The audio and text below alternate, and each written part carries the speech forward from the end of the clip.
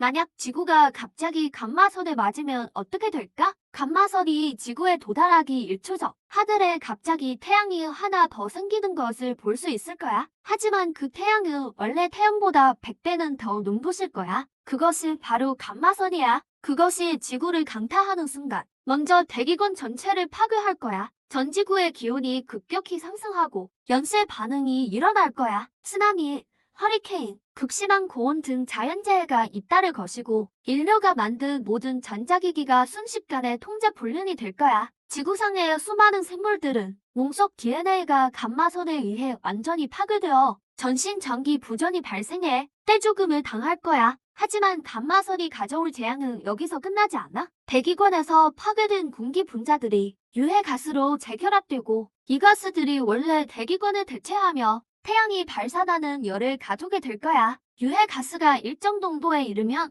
전 지구에 전례 없는 괴우와 산성비가 내릴 거야. 이로써 어둠이 찾아오고 지구는 다시 빙하기로 접어들게 될 거야. 너는 원래 생각했지. 이 모든 것이 소설에서나 나올 법한 이야기라고. 하지만 생각지도 못하게 어느 날 우주에서 작업하던 중 지구가 감마선에 맞는 이 장면이 생생하게 내 눈앞에서 펼쳐졌어. 너는 우주에서 지구로 돌아갈 준비를 하고 있었어. 눈부신 감마선 한 줄기가 푸른 행성을 꿰뚫었어. 지구는 짧은 시간 안에 모든 생명력을 잃고 점점 산산조각 나기 시작했어. 유일한 고향을 잃은 너는 어쩔 수 없이 다음 거주 가능한 행성을 찾아 떠나는 여행을 시작했어. 너는 원래 화성으로 가려고 했지만 함께 동행하던 인공지능 로링이 제지했어. 로링은 정밀 계산을 통해 알아냈어. 이 감마선이 이미 태양계 전체의 중력 구조를 변화시켰다는 것을. 그리고 이 혼란스러운 중력이 태양계의 모든 행성들을 태양으로 끌어당길 것이라고. 중심부 화성의 멸망은 시간 문제일 뿐이라고 말했어. 상황이 이렇게 되자 너는 태양계 밖의 행성으로 눈을 돌릴 수밖에 없었어. 너와 로링이 며칠간 반복적으로 논의한 끝에 결국 식민지 목표를 새벽별로 정했어. 그곳은 태양계 밖의 행성으로 과학자들이 친근하게 불렀던 곳이야. 지구의 쌍둥이 형제라고 말이야. 하지만 문제가 뒤따랐어. 새벽별로 가는데 걸리는 시간이 3만 년이나 된다는 거야. 현재 너의 인간 수명으로 볼 때 이것은 그야말로 터무니없는 이야기였어. 너는 잘 알고 있었어. 새벽별을 성공적으로 도달하려면 두 가지 난제를 해결해야 한다는 것을. 하나는 이 3만 년의 한 해 시간을 어떻게 단축할 것인가. 다른 하나는 인간의 유한한 수명을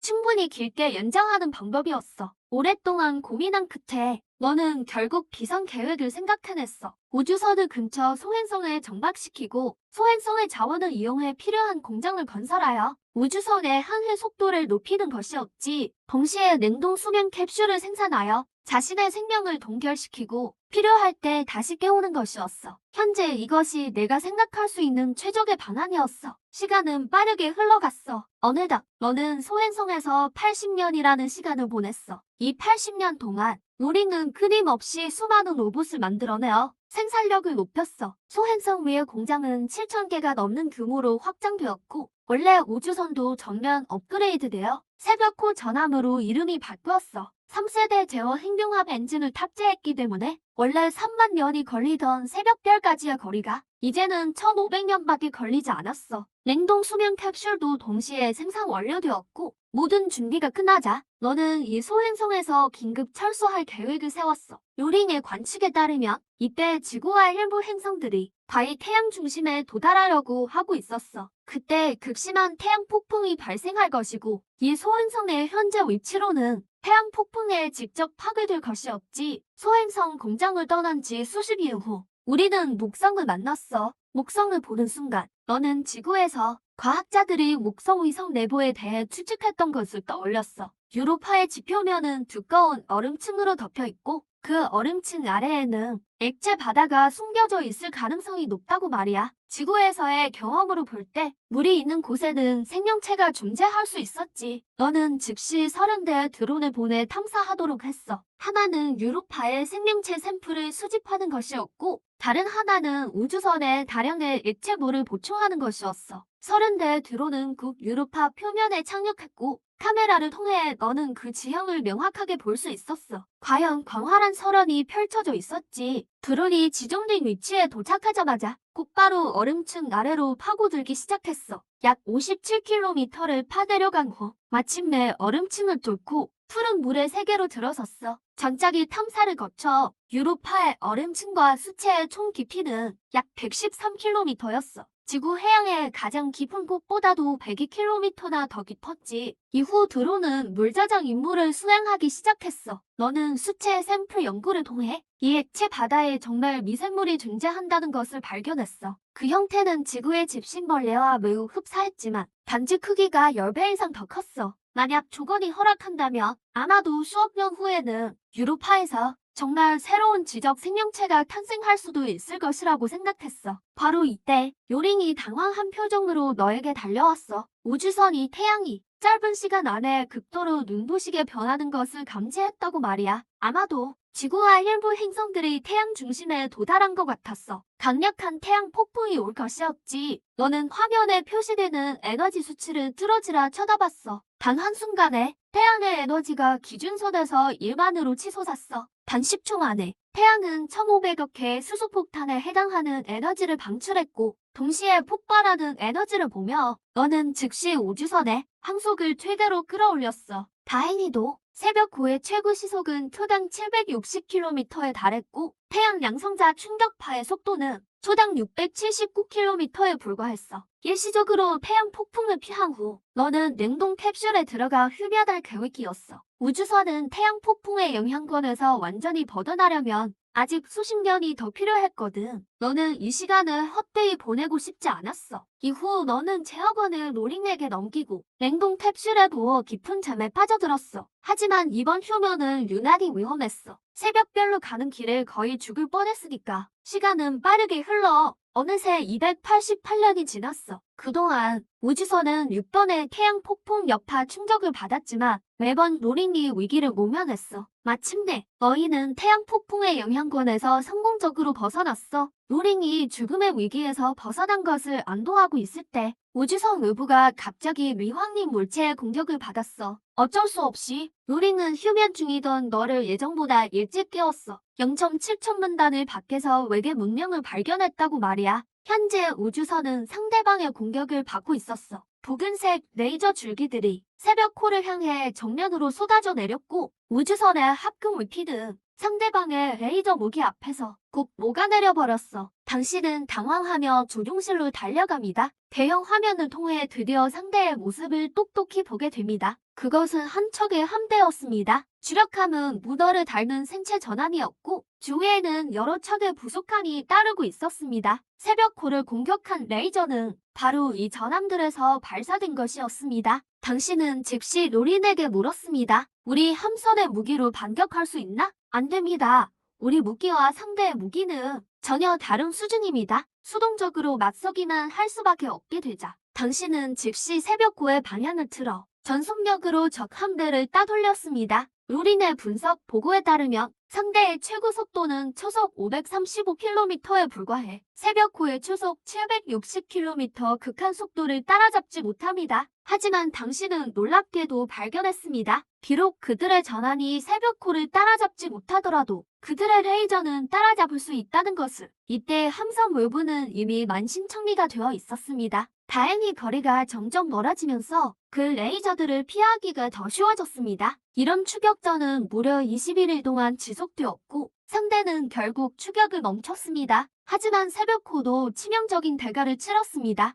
전체 전함의 5분의 1 구역이 심각하게 손상되었습니다. 하지만 방금 그 레이저들의 특징을 보니 당신은 어떤 일이 떠올랐습니다. 아주 오래전 당신이 소행성 공장에 있을 때 비슷한 레이저에 공격받은 적이 있었습니다. 지금 와서 보니 그것은 바로 이 문명에서 온 것이었습니다. 심하게 손상된 새벽호를 바라보며 당신은 더 이상 이 외계 문명에게 예의를 차릴 필요가 없다고 결심했습니다. 로린, 탐지기를 최대한 생산해 그 문명의 위치를 탐색해내라. 그리고 그들의 문명 유형과 생명 형태도 알아내라. 당신은 이 정보를 바탕으로 그들을 상대하기 위한 특수 무기를 만들 계획이었습니다. 로리는 명령을 받은 후 꼭 특수한 원격 정찰기를 설계해냈습니다. 그 핵심 능력은 신호 차단이었습니다. 이것은 적의 모든 전자장비가 탐지하지 못하게 할 수 있습니다. 결국 정찰기는 4년간의 우주 항해를 거쳐 칠흑 같은 우주 공간에서 특이한 행성 하나를 포착했습니다.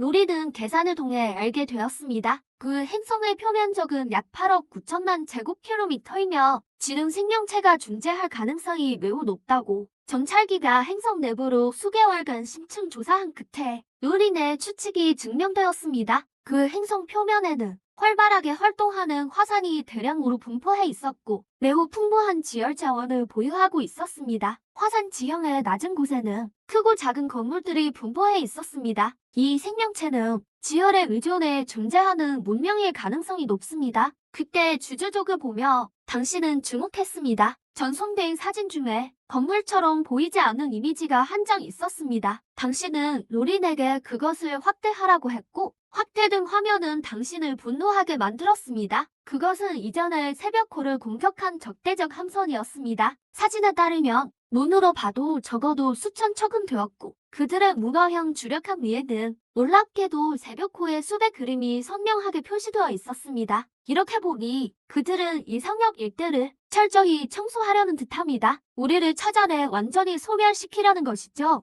날이 채 끝나기도 전에 한 줄기의 레이저가 정찰기를 격추시켰습니다. 적이 그 존재를 발견한 모양입니다. 하지만 정찰기가 이미 전송한 정보만으로도 그들을 상대하기에 충분합니다. 이 문명은 지열 문명입니다. 그들이 화산열에 극도로 의존해 생존한다는 뜻이죠. 그리고 화산이 생성하는 열은 지액이 공급합니다. 우리는 특수한 미사일을 제작할 수 있습니다. 그 행성의 지액을 냉각시켜 화산이 공급하는 열을 억제하는 거죠. 이렇게 하면 대부분 이 문명을 일시적으로 정지시킬 수 있을 겁니다. 로리는 당신의 구상을 바탕으로 특수한 핵탄두를 설계했습니다. 이 핵융합을 탑재한 미사일은 쉽게 행성 지액 깊숙이 침투할 수 있습니다. 지액에 도달한 후 폭발로 발생한 에너지가 일시적으로 지액의 열을 봉쇄할 수 있어 지표면의 그 모든 활화산들을 죽은 화산으로 만들 수 있습니다. 이런 핵탄두 한 개면 그 행성을 최대 40년 동안 냉각시킬 수 있습니다. 당신은 듣고 나서 고개를 저었습니다. 냉각 시간이 너무 짧아. 이건 성난 전쟁이라는 걸 알아야 해.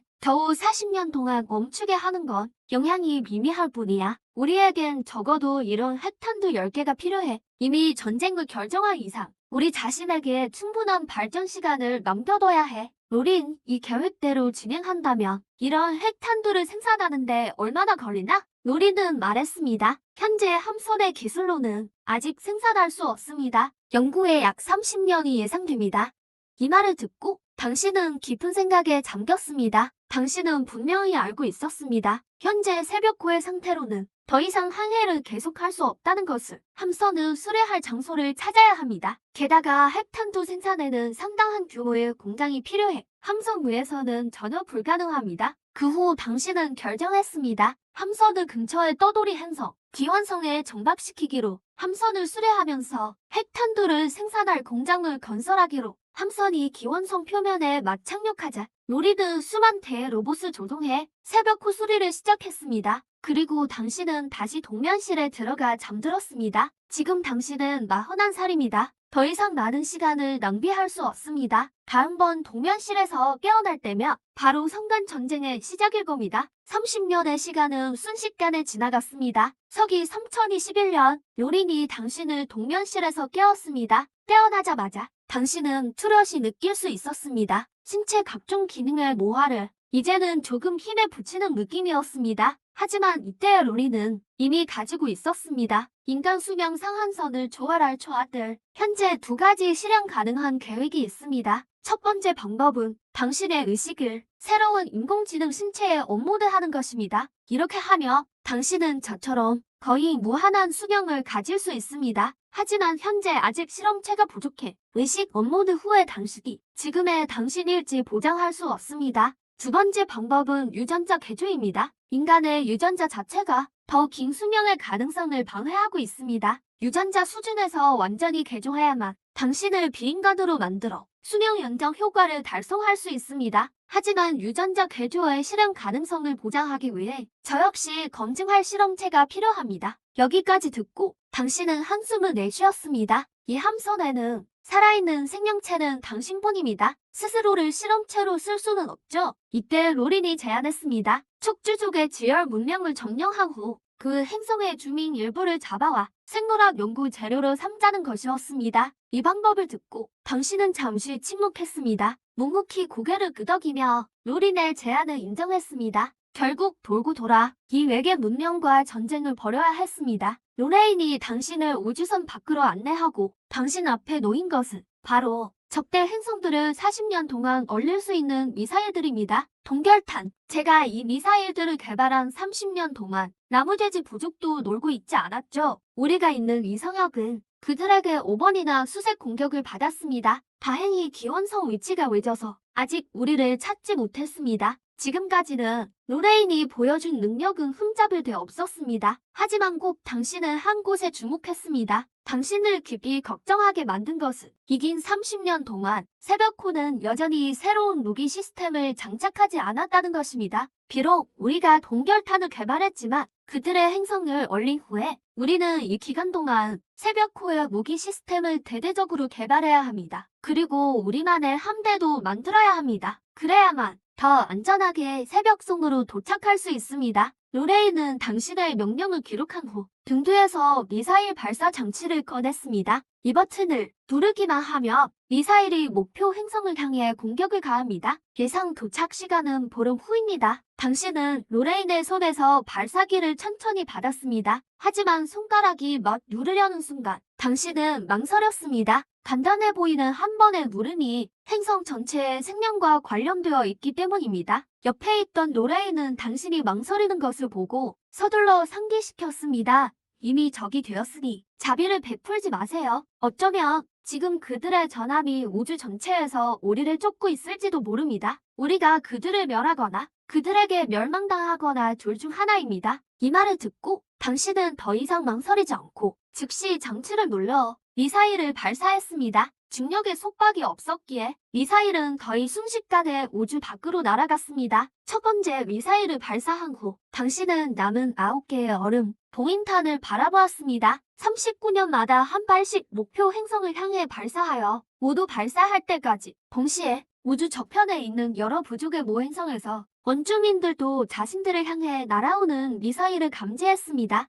그때였어요. 로린의 몸에 있던 경보기가 갑자기 울렸습니다. 적대 행성 근처에 잠복해 있던 정찰기, 가보맹 경보였죠. 당신은 즉시 제어판을 열어 확인합니다. 방금 발사한 미사일의 궤적이 이미 그들에게 포착된 것을 발견했어요. 이때 저크족 행성에 주둔한 전함들이 하나씩 시동을 걸기 시작합니다. 우주를 향해 출발하면서요. 당신은 처음엔 그들이 미사일을 집단 요격하려는 줄 알았습니다. 하지만 다음 순간 그들의 행동은 당신을 깜짝 놀라게 했죠. 수많은 전함들이 우주로 날아오른 후 첫 번째 행동이 미사일 요격이 아니었어요. 오히려 미사일 발사 궤적을 따라 당신들이 있는 기완성 좌표를 향해 달려왔습니다. 당신들이 조용히 발전한 지난 40년 동안 척주족도 당신들을 무려 40년 동안 찾아다녔던 거예요. 이제 당신들이 스스로 위치를 드러냈으니 그들은 이 기회를 절대 놓치지 않을 겁니다. 하지만 척주족도 그 미사일이 그들의 노성에 명중하는 것을 가만히 두지 않았어요. 날아오는 이 미사일에 대해 그들은 지산 레이저 무기를 가동하기로 결정했습니다.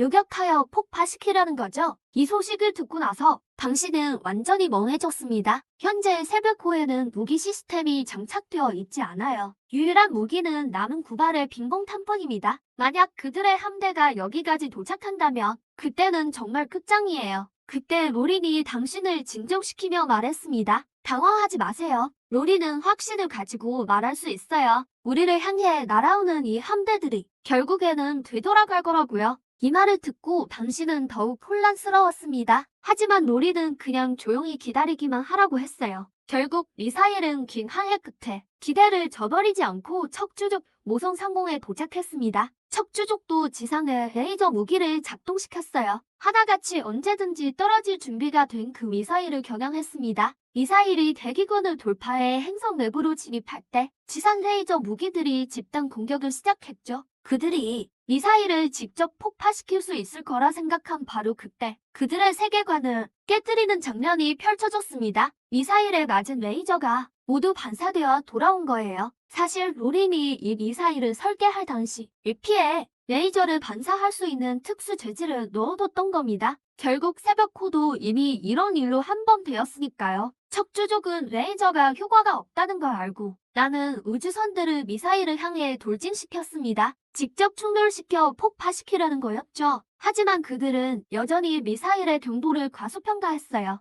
행성 지층을 직접 뚫을 수 있는 미사일을 우주선으로 막을 수 있을 리가 없죠. 과연 우주선이 미사일에 접촉하는 순간 그대로 해체되고 말았습니다. 이 장면을 본 척추족은 당황하기 시작했어요. 이런 인식 범위를 벗어난 미사일을 앞에 두고 그들은 깊은 무력감을 느꼈습니다. 하지만 척추족은 국 대책을 생각해냈어요. 지표면과 충돌 직전에 미사일이 갑자기 방향을 바꾸더니 우주 공간을 향해 날아갔습니다. 당신들은 곧바로 깨달았죠. 이것이 자기력 무기라는 것을. 비록 미사일을 폭파시키지는 못하지만 미사일의 비행 궤적을 교란시킬 수 있었어요. 전자기력 무기가 효과를 보자 척추족은 즉시 당신들에게 위협을 가했습니다. 이 천한 외계 문명 놈들아, 감히 우리를 공격하다니 너희들을 잡아오며 표본으로 만들어버리겠다. 우리는 그들의 위협을 듣고 나서 당장 되받아쳤습니다. 이 척추 괴물아, 감히 내가 쳐다더고 기다려봐. 지금 당장 너희들을 얼음 조각상으로 만들어주겠다. 잡아와서 함자님 안주로 만들어버릴 테니까. 당신은 매우 놀랐습니다. 노린이 척추족의 언어를 이해할 수 있다는 사실에 말이죠. 노린이 설명했습니다. 이 40년 동안 적대 행성에 잠복해 있던 정찰기를 통해 몰래 그들의 언어를 배웠다고요. 날이 채 끝나기도 전에 요리는 등 뒤에서 새로운 기동 장치를 꺼냈습니다. 처음 빙봉탄을 설계할 때 한 수 비워뒀던 거예요. 상대 문명의 등급이 우리와 같기 때문에 둘 다 1급 문명이라면 신호 차단이나 신호 오도 같은 기술을 보유했을 가능성이 매우 높죠. 방금 그 자기력 장치도 신호 오도를 이용한 거였어요. 요리는 손에 든 장치를 들며 계속 말했습니다. 이건 여론 감지 기동기야. 작동시키면 미사일이 자체 분석해서 현재 행성의 최대 여론 지점이 어디인지 알아내. 그곳을 향해 날아갈 거야. 그리고 이 행성의 최대 여론 지점은 바로 핵심부예요. 요린이 감지 장치를 누르는 그 순간 적대 행성의 미사일이 즉시 방향을 틀었습니다. 행성 지각을 향해 맹렬히 돌진했죠. 척추족은 이 장면을 보고 완전히 당황했습니다. 즉시 호출하여 당신들이 있는 행성으로 향하던 함대에게 즉시 교환하라고 명령했어요. 요격하라고. 전함 군단은 명령을 받고 즉시 방향을 돌려 모성을 향해 전속력으로 돌아갔습니다. 하지만 이때 막 돌아서는 전함 군단으로는 이미 늦었어요. 미사일은 이미 지표면과 충돌했습니다. 약 12분 후 그것은 핵심부가 있는 위치에 도착했죠. 뜨거운 용암이 미사일의 기폭 장치를 직접 작동시켰습니다. 그러나 행성 전체를 뒤흔들 만한 이 위력이 일절의 기류나 먼지도 일으키지 않았어요. 오직 차가운 폭풍만이 핵심부 깊은 곳에서 지표면 위로 솟아올랐습니다. 수많은 화산들이 순식간에 하나씩 빙산으로 변했죠. 추위는 이 순간 이 행성의 생명체들이 유일하게 느낄 수 있는 것이었습니다. 이날은 전체 지열 문명에게 그야말로 종말이었어요. 무섭고도 신속한 저온이 행성의 생명체들에게 반응할 시간조차 주지 않았습니다. 순식간에 얼음 조각상으로 얼어붙었죠. 그들의 개체수는 단 하루 만에 거의 3분의 2가 죽어버렸어요. 다행히도 그들은 화산에서 나오는 열기에만 의존하지는 않았습니다. 동시에 핵에너지도 발전시켰죠. 핵에너지의 전력 공급 덕분에 일부 생명체가 저온의 침략을 피할 수 있었어요. 겨우 보름이 지나자 행성 전체가 다시 빛을 발하기 시작했습니다. 그리고 이 결과 역시 당신들의 예상 범위 아니었죠. 당신들은 처음부터 빙봉탄만으로 그들을 멸망시킬 수 있을 거라 기대하지 않았습니다. 행성을 얼린 것은 단지 그들의 문명이 정체되게 하기 위함이었어요. 지금부터 앞으로 400년 동안 그들의 문명은 계속 정체 상태에 머물 겁니다. 그리고 당신들은 이 400년 동안 자신들만의 우주 함대를 건설할 거예요. 그때가 되면 당신들은 다시 의계 문명을 선전포고할 겁니다. 당신은 현재 전체 계획의 진행 상황에 상당히 만족했습니다. 다음 400년의 시간은 요린과 시간에게 맡기기만 하면 됩니다. 결국 당신은 인간으로서 이렇게 긴 수명을 가질 수 없으니까요. 늘 하던 대로 당신은 다시 동면실에 들어가 깊은 잠에 빠졌습니다. 어렴풋이 400년의 세월이 순식간에 지나갔어요. 하지만 당신에게는 마치 잠깐 잠들었던 것처럼 느껴졌죠. 우주 심공에 있기 때문에 기존의 시계는 더 이상 시와 분, 초를 기록하지 않습니다. 대신 세력 기면이 그 자리를 대신했어요. 지금은 서기 3758년입니다. 낭령이 당신이 깨어나는 것을 보자 가득한 기쁨을 느꼈습니다. 함장님, 400년 후엔 오늘 제 곁으로 돌아오신 것을 환영합니다. 그 후 낭령은 400년 동안의 성과를 보고했습니다. 먼저 파샤오호의 최고 속도는 초속 1222km로 향상되었습니다. 동시에 선체에는 48발의 소형 빙봉탄을 탑재할 수 있습니다. 그리고 가장 중요한 점은 우리만의 제1함대가 완성되었다는 것입니다. 제1함대는 파샤오호를 기함으로 하여 1200m급 전함 12척, 1400m급 수당함 5척, 800m급 호위함 6척, 2400m급 벌집함 4척, 500m급 구축함 16척, 총 44척의 함정으로 구성되어 있습니다. 전함은 화력이 가장 강한 함정으로 강력한 주포를 탑재하고 있습니다. 수당함은 기동성이 가장 뛰어나며 최고 속도는 초속 1455km에 달합니다. 호위함은 방어력이 가장 강하며 주요 무기는 방어형 미사일이고 최신형 전자기 방어막을 장착했습니다. 레이저를 효과적으로 왜곡시킬 수 있습니다. 벌집함 내부에는 최신 탈령 전투기 40대가 배치되어 공격과 정찰 능력을 겸비하고 있습니다. 구축함은 공격형과 방어형 두 가지 공격 모드를 갖추고 있어 화력이 부족할 때 보조 전함으로 사용할 수 있습니다. 하지만 이 400년 동안 제1함대는 낭님의 주요 연구 대상이 아니었습니다. 낭님이 진정으로 심혈을 기울인 것은 파샤오호의 주포, 소멸 주포입니다. 반물질 행성 파괴포라고도 합니다. 반물질이라는 말을 듣자 당신은 즉시 떠올렸습니다. 지구의 과학자들이 언급했던 주제를 단 1g의 반물질이 방출하는 에너지만으로도 지구상의 어떤 도시라도 순식간에 날려버릴 수 있습니다. 이제 낭님이 그것으로 대포를 만들었으니 그 위력은 상상할 수 없을 것입니다. 지금의 당신들은 하나의 문명에 맞서 싸울, 심지어 행성 전체와 전쟁할 능력을 갖추었습니다. 하지만 이보다 더 중요한 건 너는 현재 적대 문명의 상황을 더 걱정하고 있다. 노린도 즉시 보고를 시작했다. 이 400년 동안 나는 얼음 폭탄 10발을 모두 발사했고 정찰기 부대를 한 편대에 파견하여 적군 정보를 탐색하도록 했다. 조사 결과 우리 얼음 폭탄의 지속적인 공격 아래 그들의 문명은 심각한 정체 상태에 빠졌다. 이 400년 동안 그들은 단 3차례의 과학기술 진보만 이루었는데 원래 47년치 진보량에 불과하다. 게다가 나는 2세대 정찰기의 핵무기를 추가 장착했고 정찰 임무 완료 후 그들은 거미족 건물을 향해 공격을 가할 것이다. 하지만 이제 얼음폭탄 공격이 멈추면서 그들 행성의 지형은 원래의 지열 환경으로 회복되었다. 여기까지 듣고 너는 의문이 생겼다. 그럼 우리는 지금 적 문명에 대해 전면 공격을 감행할 능력이 있는가? 노린이 대답했다. 함대와 얼음폭탄만으로는 우리 승률은 60%에 불과합니다. 하지만 소멸 주포까지 더하면 승률은 90%까지 올라갑니다. 90% 승률을 듣고 너는 지금이 최고의 기회라고 생각했다. 100%는 불가능하지만 더 미루면 상대 문명도 발전할 테고 오래 끌수록 승률은 더 떨어질 뿐이다. 너는 대략 시간을 계산해 보았다. 지금은 서기 3758년, 처음 그들에게 공격당한 건 서기 2806년쯤이었다. 다시 말해, 거의 1000년이 지났다. 옛말이 맞는구나. 군자의 복수는 1000년이 지나도 늦지 않는다. 출격을 결정한 후 너는 즉시 노린에게 명령을 내렸다. 공격 전에 모든 함대와 주포를 전부 점검하라. 최근 중 우리가 그 문명에 총공격을 가할 것이다. 그리고 우주의 다른 쪽에서는 전체 거미족 문명이 너희의 400년간 얼음 봉쇄를 겪은 후 방어 체계가 유난히 신중해져 너희가 다시 쳐들어올까 두려워했다. 이때 그들은 더는 화산 열량에 의존해 생존하지 않고 전면적으로 핵 에너지로 전환했다. 전력 공급이 가능해진 채 수백 년간의 평화로 다소 안일해진 그때 그들의 경보기가 갑자기 울렸다. 알고 보니 400년 전 돌아가던 전함 군단은 전부 모성으로 돌아가지 않고 일부를 남겨 너희가 있는 기원성 주변을 잠복시켜 몰래 감시하고 있었다. 방금 올린 정보는 바로 너희 근처에 숨어있던 함선들이 보내온 것이었다. 왜냐하면 이때 너희는 제1함대를 이끌고 우주를 가로질러 행성을 떠나 그들을 향해 기세등등하게 접근하고 있었기 때문이다. 순간 거미족 모성에서 수많은 전함이 이륙하기 시작했다. 그들은 꼭 너희의 위치를 포착했다.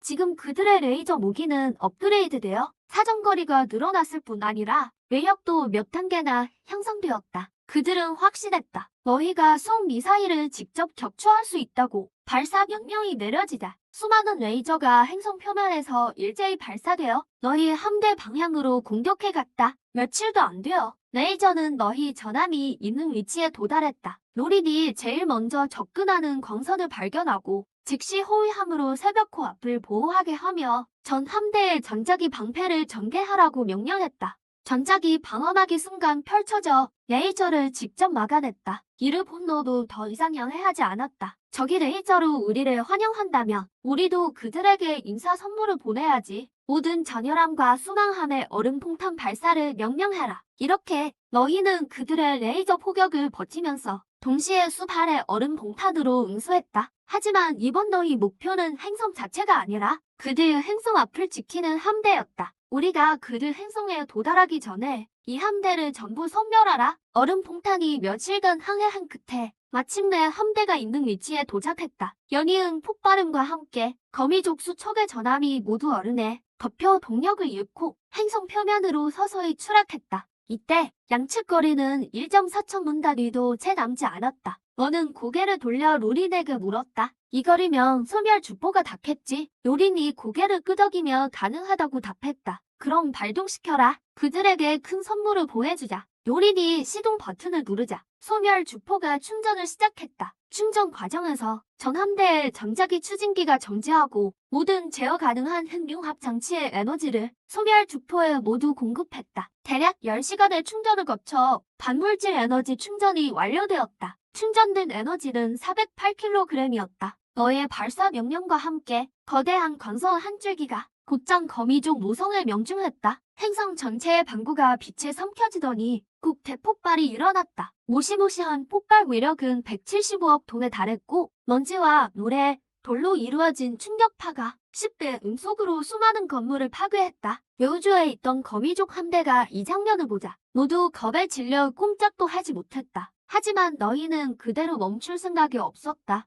여전히 함대를 이끌고 그들의 행성으로 진격했다. 30시간 후 맨 앞에 나선 전열함 12척이 적군 전함과 정면으로 마주쳤다. 속담의 원수는 외눈박이란 말이 있듯 거미족 전함은 너희를 발견한 순간 대량의 레이저 무기로 미친 듯이 공격을 퍼부었다. 그들은 자신만만하게 생각했다. 예전에 새벽호를 공격했듯 너희를 폐주시킬 수 있을 거라고. 하지만 지금은 예전과 다르다. 전열함은 로린의 조종 아래 교묘하게 모든 레이저를 피해냈다. 로린의 절대적 계산 능력은 수백 년간의 업그레이드를 거쳐 더는 예전 그 스스로 당황하던 인공지능 프로그램이 아니었다. 전열함과 적군 전함의 거리가 점점 가까워지자 로린은 주저없이 발사 버튼을 눌렀다. 수십 척의 전함이 얼음 폭탄을 일제히 발사하는 동시에 수많은 대전차탄도 함께 날아갔다. 거미족 주력함은 순간 반응하지 못하고 대전차탄의 전함 외기가 찢겨졌다. 여수발의 얼음 폭탄에 명중당해 순식간에 거대한 얼음 조각상이 되었다. 주변의 부속함이 주력함이 쓰러진 것을 보고 함부로 움직이지 못했다. 너는 이 상황을 보며 노린에게 화력을 증강해 계속 공격하라고 지시했다. 전부 폭파시켜라. 하지만 바로 그때 뜻밖의 사태가 발생했다.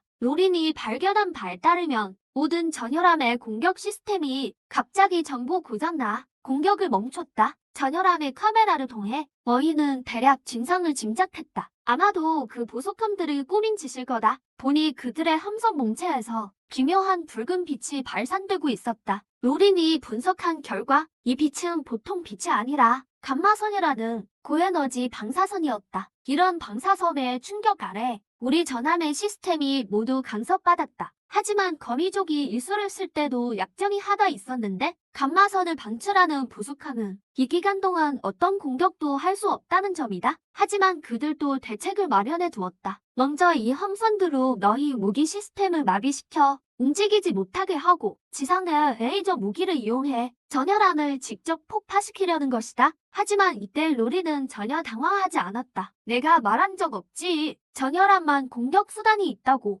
로리는 조종 권한을 앞쪽 전열함에서 후방의 벌집함 4척으로 이전했다. 그리고 벌집함의 선체를 모두 열어 철런 전투기를 전부 출격시켰다. 적군 전함을 근접해서 파괴하도록 4척의 벌집함에서 총 1200대의 철런 전투기가 일제히 출격했다. 거미족이 간섭한 건 공격 시스템이지 조종 시스템이 아니었다. 적군 전함이 이렇게 많은 전투기가 하늘을 뒤덮으며 밀려오는 것을 보고 순간 멍해졌다. 지상의 레이저 무기도 어느 것을 조준해야 할지 몰랐다. 그때 거미족 지휘관 하나가 큰 소리로 지시했다. 이 작것들은 신경 쓰지 마라. 이렇게 작은 게 무슨 살상력이 있겠나. 직접 그들의 주력함을 조준해 격추시켜라. 레이저 무기가 전열함을 조준하고 발사하려는 순간 거대한 폭발음이 그들의 공격을 중단시켰다. 보니 감마선 간섭을 담당하는 부함들이 빠르게 파괴되고 있었다. 이 부함들을 파괴한 것은 바로 철랑 전투기였다. 알고 보니 우리는 각 철랑 전투기마다 100g의 반물질을 탑재해 두었다. 그 폭발 위력은 400만 톤 이상에 달했다. 잠시 만에 처저족의 함선 400여 척이 거의 남지 않을 정도로 파괴되었다. 그와 동시에 간섭을 잃은 전함들은 시스템을 재가동했다. 로리는 즉시 남은 함선들을 공격하기 시작했다. 240발의 빙봉탄이 모두 발사되어 잔여 함선들을 제조차 남기지 않고 파괴했다.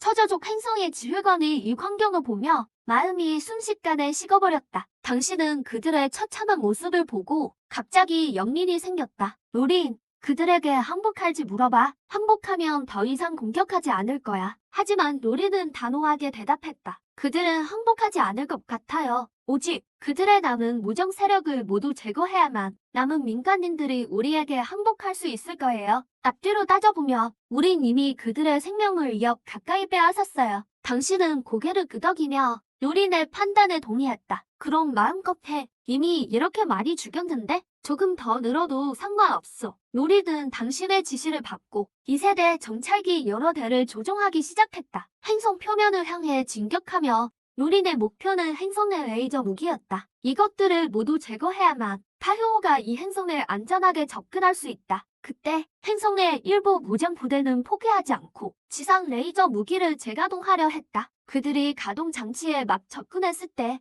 2세대 정찰기가 이미 그 위치에 도착했다. 즉시 공격을 가해 무장 부대와 레이저 무기를 함께 모두 제거했다. 단 몇 시간 만에 행성의 모든 레이저 무기가 소멸되었다. 한편 무기를 들지 못한 민간인들에게는 정찰기는 로린의 명령에 따라 그들을 모두 한 곳에 모이게 했다. 할 말이 있어. 얼마 지나지 않아 항복을 받아들이려는 민간인이 상당히 모였다. 지금 모든 무기를 내려놓고 내가 지정한 위치로 와라. 정해진 시간 내에 도착하지 않으면 그날부터 우리는 이 행성의 새 청소 작전을 실시할 것이다. 문명 말살 계획을 실행하겠다. 소식이 전해지자 수많은 처주족 생명체들이 무너진 건물에서 나와 두 손을 들고 항복을 알렸다. 이 행성의 식민지화가 가능함을 확인한 후 당신은 이 문명의 새 이름을 지어주었다. 유주족.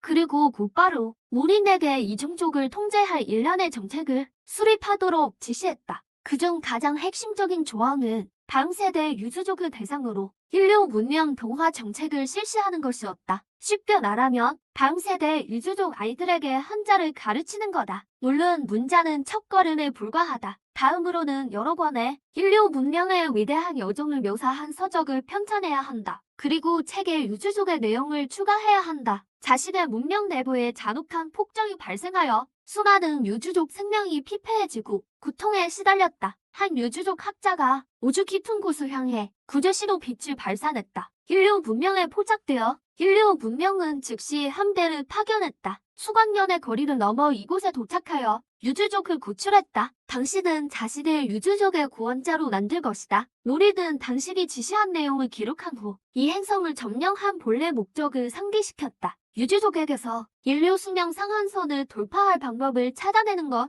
이 외계 문명의 평균 수명은 400년 정도다. 방금 나는 그들의 관련 장수 유전자를 추출했다. 지구시대의 가장 포괄적인 단백질 구조 데이터베이스와 결합해 분석한 결과 이 생명체의 장수 유전자를 당시댁에 적용하기만 하면 이론상 당시대 수명을 620년까지 높일 수 있다. 하지만 이건 아직 내 추측일 뿐이야. 실험을 위해 5년이 더 필요해. 이 말을 듣고 당신은 마음이 조금 들떴다. 노린이 아직 보장해줄 수는 없지만 수명 연장의 가능성을 당신은 노린의 말을 무한히 신뢰했다. 결국 이번 처주족 점령은 거의 전부 노린의 공이니까 한 문명을 점령하는 난제도 해결했는데 수명 상한선 돌파는 시간 문제일 뿐이야. 그 후 당신은 노린에게 마음껏 하라고 했다. 5년은 물론 10년도 괜찮아. 일이 이렇게 결정되자 노린도 본격적으로 유전학 심층 연구를 시작했다. 시간은 빠르게 흘러 5년이 순식간에 지나갔다. 결국 노린도 예상한 성과를 거두었다. 이 5년 동안 노린은 총 1838개의 유주족 샘플을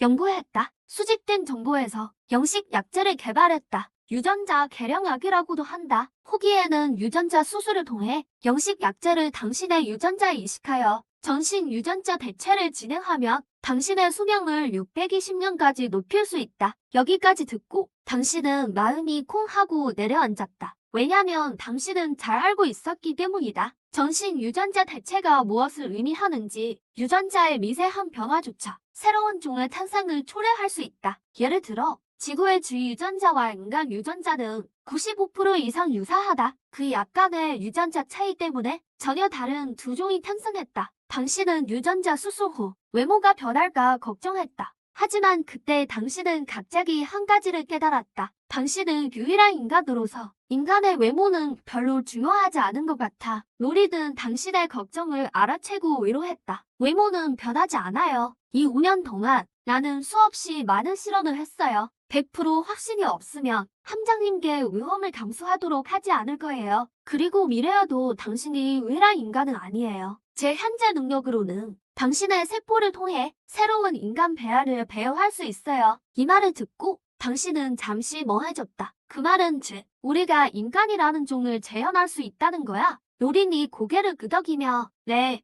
간단히 말해 복제라고 이해하시면 돼요. 1996년 인류는 복제의 문턱에 들어섰어요. 그해의 복제형 돌리는 모두가 알죠. 복제 기술은 애완동물 분야에서 널리 응용되었어요. 예를 들어 애완동물이 죽으면 병원에서 복제할 수 있어요. 결국 거의 똑같은 애완동물을 얻을 수 있죠. 비용도 그리 높지 않아요. 수십만 원이면 충분해요. 하지만 인간을 재현하려면 복제보다 훨씬 어려워요. 하지만 함장님께 한 가지 약속할게요. 저에게 충분한 시간만 주신다면 인간 재현은 꼭 도와드릴게요. 전제는 함장님이 그때까지 살아계셔야 한다는 거예요. 노린이 잠시 멈추더니 어쩔 수 없다는 듯 손을 펼쳤다. 그래서 이렇게 길게 돌아서 결국 원래 주제로 돌아왔네요. 함장님, 유전자 궤조 수술을 받으실 건가요? 노린이 한 약속들을 듣고 당신은 마음의 부담이 크게 줄었다. 그럼 시작하자. 인간 문명이 재현되는 날을 눈으로 보기 전까지는 죽을 수 없어. 그 후 노린은 당신을 공상과 학적인 느낌이 나는 수술대 앞으로 데려갔다. 이 수술은 시간이 꽤 오래 걸릴 거예요. 총 12회의 치료 과정으로 각 치료 과정은 한 달이에요.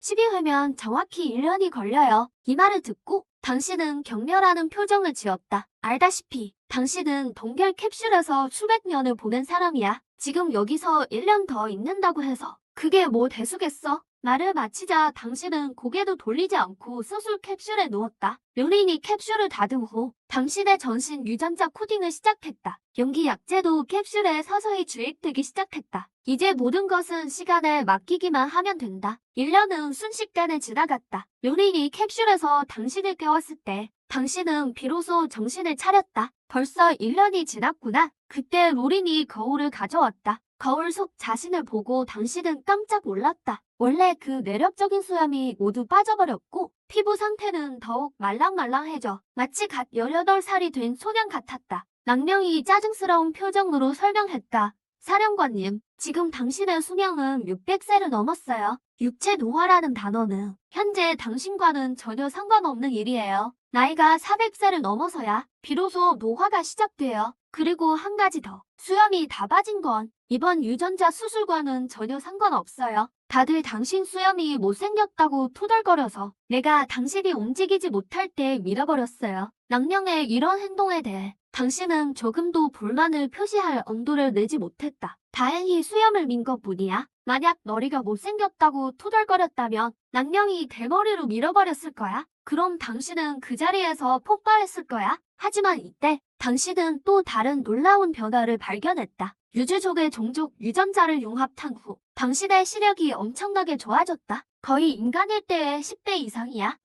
지금 당신은 쉽게 10km 밖의 사물을 볼 수 있다. 동시에 몸에서 계속 수증기가 뿜어져 나왔다. 당신은 놀란 표정으로 낭린을 바라보며 나 지금 그거로 변신할 수 있는 거 아니야? 낭린은 레아해하며 뭐 변신? 당신은 낭령 앞에서 손바닥을 들어 입을 벌려 물려고 했다. 그만해. 낭령이 급히 사실을 바로잡았다. 뭘 불태우는 거야? 몸에서 나오는 수증기는 유주족 특유의 계열성 능력이야. 거인으로 변신하라고 준 게 아니라고. 소설인 줄 알아? 말만 하면 변신하게 해준다고? 낭령에게 한바탕 혼난 후 당신은 중두병 세계에서 이성을 되찾았다. 낭령이 고지어 설명했다. 이 행성의 생물들은 화산에 의존해 살아가요. 자체적으로 90도 이상의 고온을 견딜 수 있어요. 지금 당신도 마찬가지예요. 낭린이 방금 설명을 마치자 당신은 몸에 또 다른 변화가 일어난 것을 발견했다. 방금 거인으로 변신할 수 있다는 생각에 감정이 고조되어 자신의 힘이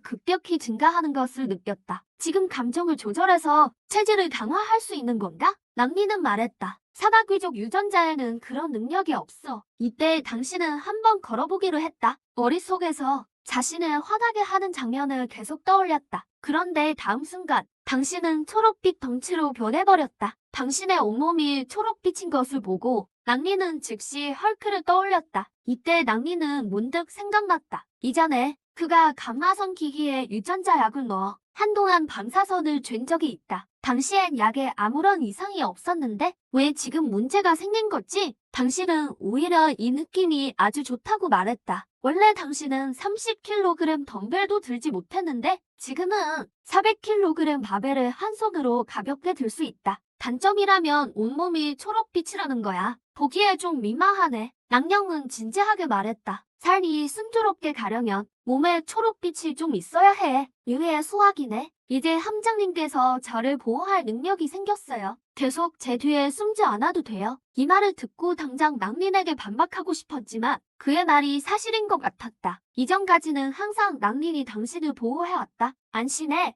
멍의 여자로서 앞으로는 유엉이의 튼튼한 근육 뒤에 숨어있어. 내가 나설게. 이 말을 들은 낭린은 즉시 되받아쳤다. 너 분명 중두병이야. 뭐가 왕의 여자야. 이때 당신은 원래 몸으로 돌아가는 방법을 고민하기 시작했다. 낭린이 한마디 했다. 지금 흥분한 마음을 가라앉혀보는 게 어때? 그럼 돌아올 거야. 어쨌든 영화에선 그렇게 나오더라. 당신은 꼭 시도하기 시작했다. 얼마 지나지 않아 원래 체형으로 돌아왔다. 가자. 생일 파티를 열자. 내 재탄생을 축하하는 그만. 당신이 기쁜 마음으로 축하하려 할 때 낭린이 나쁜 소식을 가져왔다. 우리가 지배하는 이 외계 문명에서 소규모 유주족 봉기가 발생했어요. 나는 로봇과 비행기가 파괴됐어요. 원래 직접 진압하려 했는데 그때 당신은 아직 수술 중이었어요. 진압 작전이 당신의 안전에 영향을 줄까봐 그들의 봉기에 대해 눈 감아줬어요. 하지만 봉기에 대해 당신은 오히려 당연하다고 생각했다. 그들이 지혜로운 생명체라며 다른 종족에게 계속 억압받기를 원하지 않을 거야.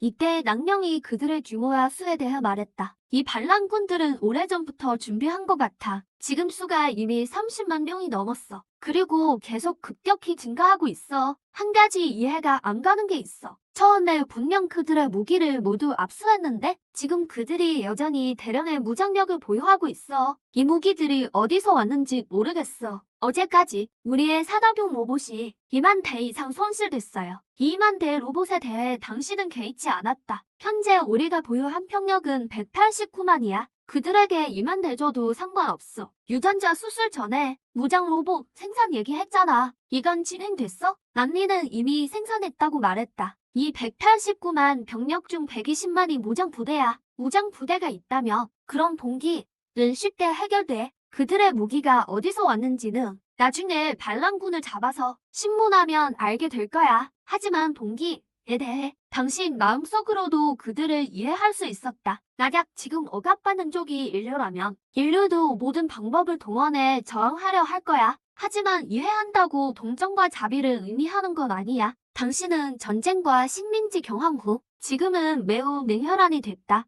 당신은 주저없이 낭린에게 명령을 내렸다. 즉시 100만 대의 무장 로봇을 가동해 모든 반란군을 강력히 진압해라. 그들의 가족도 포함해서 한 명도 놓치지 말고 모두 현장으로 끌고 가 처형해라. 낭린이 무장 부대를 가동하는 순간 100만 대 로봇이 사륙 모드를 시작했다. 이 전쟁은 진정한 의미의 학살이었다. 결과도 당신이 예상한 대로였다. 단 6개월 만에 30만 명이 넘는 반란군을 모두 처형했다. 하지만 그들이 가져온 전란보다 우리는 무기의 출처를 더 걱정했다. 이 행성을 침공할 때 우리는 이미 그들의 무기를 모두 압수했어. 그런데 지금 갑자기 출처를 알 수 없는 무기가 이렇게 많이 나타났어. 우리는 자연히 방관하지 않을 거야. 결국 일부 감금된 반란군의 입에서 무기의 출처를 알아냈다. 화산군 아래의 동굴과 낭리는 즉시 일부 무장 부대를 집결시켜 곧장 그 동굴로 쳐들어갔다. 동굴 안에 나타난 것은 정말 깜짝 놀랄 만했다. 안에 피라미드가 숨겨져 있었어. 게다가 피라미드 꼭대기에는 인공수형 태양이 떠 있었다. 우리는 즉시 이 신비로운 피라미드에 대해 데이터 스캔을 시작했다. 스캔 결과도 완전히 예상 밖이었다.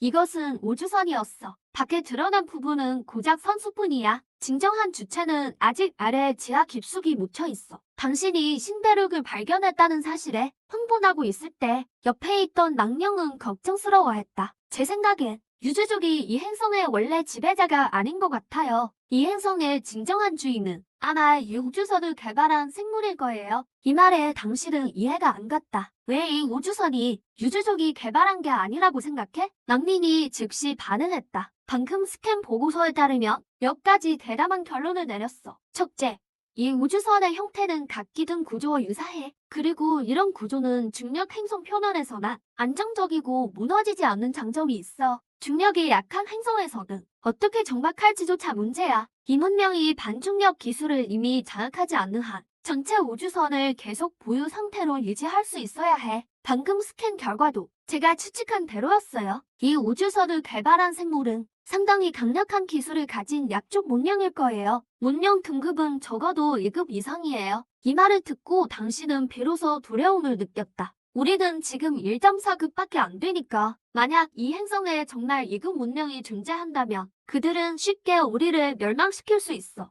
이렇게 생각하니 너는 즉시 이 행성을 떠나고 싶어졌다. 로린이 내가 당황한 모습을 보며 정말 내 머리를 한 대 때리고 싶더라. 진정하세요, 함장. 만약 이 행성에 정말 2급 문명이 존재한다면 그럼 우리가 이 행성을 공격했을 때 그들이 나섰을 겁니다. 우리가 이 문명을 지배할 차례가 왔겠어요. 이 말에 너는 즉시 진정했다. 일리가 있어. 로린이 약족 문명에 대한 그녀의 추측을 계속 설명했다. 이 문명은 더 고등한 문명의 공격을 받았을 거야. 그리고 이 행성으로 추락했겠지. 그리고 이 행성을 사는 유주족은 덕분에 큰 이득을 봤어. 그들은 약족 문명의 각종 강력한 기술을 물려받았고 단번에 이 행성의 지배자가 되었어. 하지만 약족 문명의 기술 수준이 너무 고급이라 유주족은 겉핥기만 흉내낼 수 있었어. 정말 그렇다면 원래 우리가 유주족을 1급 문명이라고 생각했던 결론은 틀린 거야. 그들은 1급 문명에도 미치지 못할지도 몰라. 이렇게 되면 설명이 되네. 왜 이번 공격이 이렇게 순조로웠는지. 우리는 거의 압도적으로 그들을 때렸어. 그때 나는 매우 야했어. 우리와 유주족의 문명 등급은 분명 비슷한데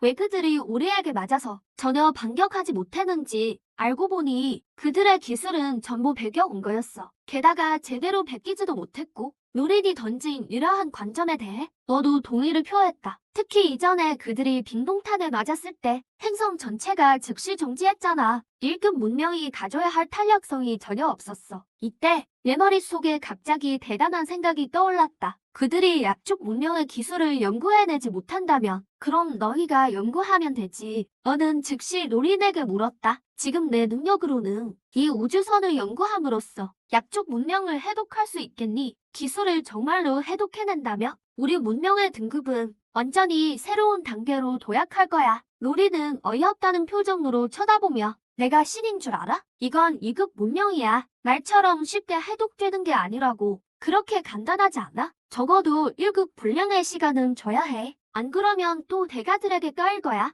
나는 연기조차 안 할 거야. 노린에게 한 소리 듣고 나서 너는 감히 대꾸도 못하고 즉시 화제를 바꿨다. 기술은 일단 제쳐두고 나는 이 우주선 외피의 재질이 마음에 들어. 이 외피를 새벽 후에 적용할 수 있을까? 보세요. 670만 열이 지났는데도 이 우주선에는 녹 한 점 없어. 얼마나 특별한지 알 수 있죠? 내가 이렇게 상기시켜주자. 노린도 즉시 무장부대에 외피 재질을 분석하라고 지시했다. 잠시 후 분석 보고서가 노린 앞으로 전달되었다. 노린도 이 보고서에 깜짝 놀랐다. 이것은 코크 수준에 존재하는 합금이야. 항정 합금. 반감기가 무려 17억 년이나 된다고.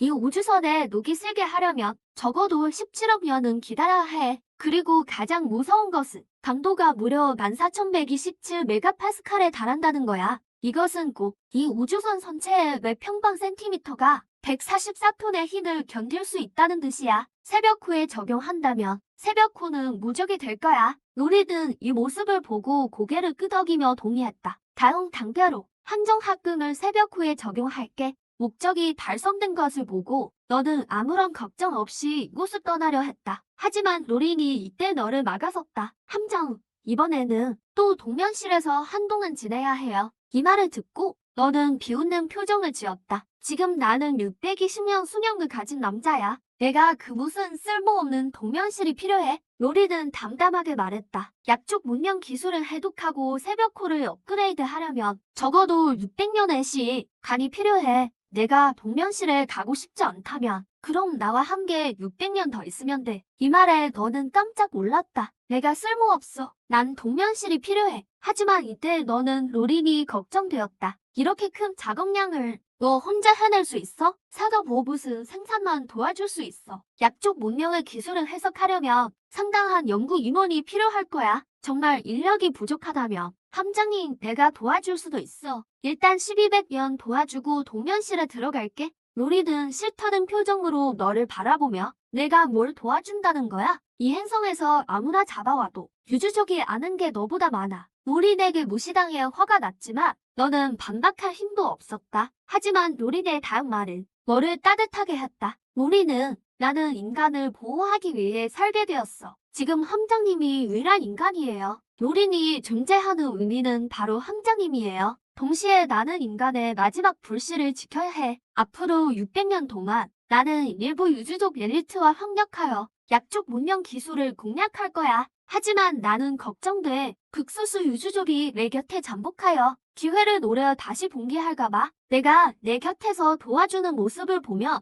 너는 생명을 위험에 처할 수 있어. 결국 넌 그냥 오래 사는 거지. 불사신이 아니잖아. 그래서 로리는 함장님께 휴면실에서 잘 쉬시길 바랍니다. 이 말들이 너무 감동적이어서 너는 한동안 말을 잇지 못했다. 그저 조용히 응이라고 대답했다. 휴면실에 누우며 너는 또다시 600년에 달하는 긴 휴면에 들어갔다. 원래 이번 휴면도 예전처럼 눈 감았다 뜨면 600년이 지날 줄 알았는데 하지만 이번 휴면에는 뜻밖의 일이 발생했다. 노린이 내가 설정한 600년 휴면 기간을 따르지 않고 내가 휴면한 지 500년째 되던 해에 일찍 너를 깨웠다. 너는 원래 유주족이 다시 봉기해서 깨운 줄 알았는데 노린이 고개를 저었다. 아니야. 너를 일찍 깨운 이유는 우리 문명이 이미 다시 새로운 단계에 진입했기 때문이야. 너는 휴면실에서 나와. 눈앞에 광경내의 입이 떡 벌어졌다. 테크놀로지 감각이 넘치는 고층 빌딩들이 거리에서 어렵지 않게 볼 수 있었고 도로 위를 달리는 차량들은 모두 자기 부상 방식을 채용하고 있었다. 자기 부상 열차는 심지어 2000m가 넘는 고층 빌딩 사이를 오갈 수 있었다. 그 후 노린은 너를 새벽호가 정박한 곳으로 데려갔다. 500여 년간의 연구 끝에 지금의 새벽호는 전신이 항정 합금 장갑으로 덮여 있었다. 선체의 매 평방 센티미터가 144톤의 힘을 견딜 수 있고 유일한 단점은 항정 합금의 밀도가 너무 높아 우주선의 항행 속도에 영향을 준다는 것이었다. 이 점을 해결하기 위해 나와 우주적 기술팀이 특별히 개선 작업을 했어. 파샤오호의 전자기 추진기를 직접 이 무급 연멸 추진기로 교체했어요. 이렇게 하면 밀도가 너무 높아서 속도가 느려지는 문제를 해결할 수 있어요. 이제 파샤오호의 최고 속도는 초속 3220km에 달해요. 이건 당신에게 뜻밖의 선물이네요. 원래 당신은 그저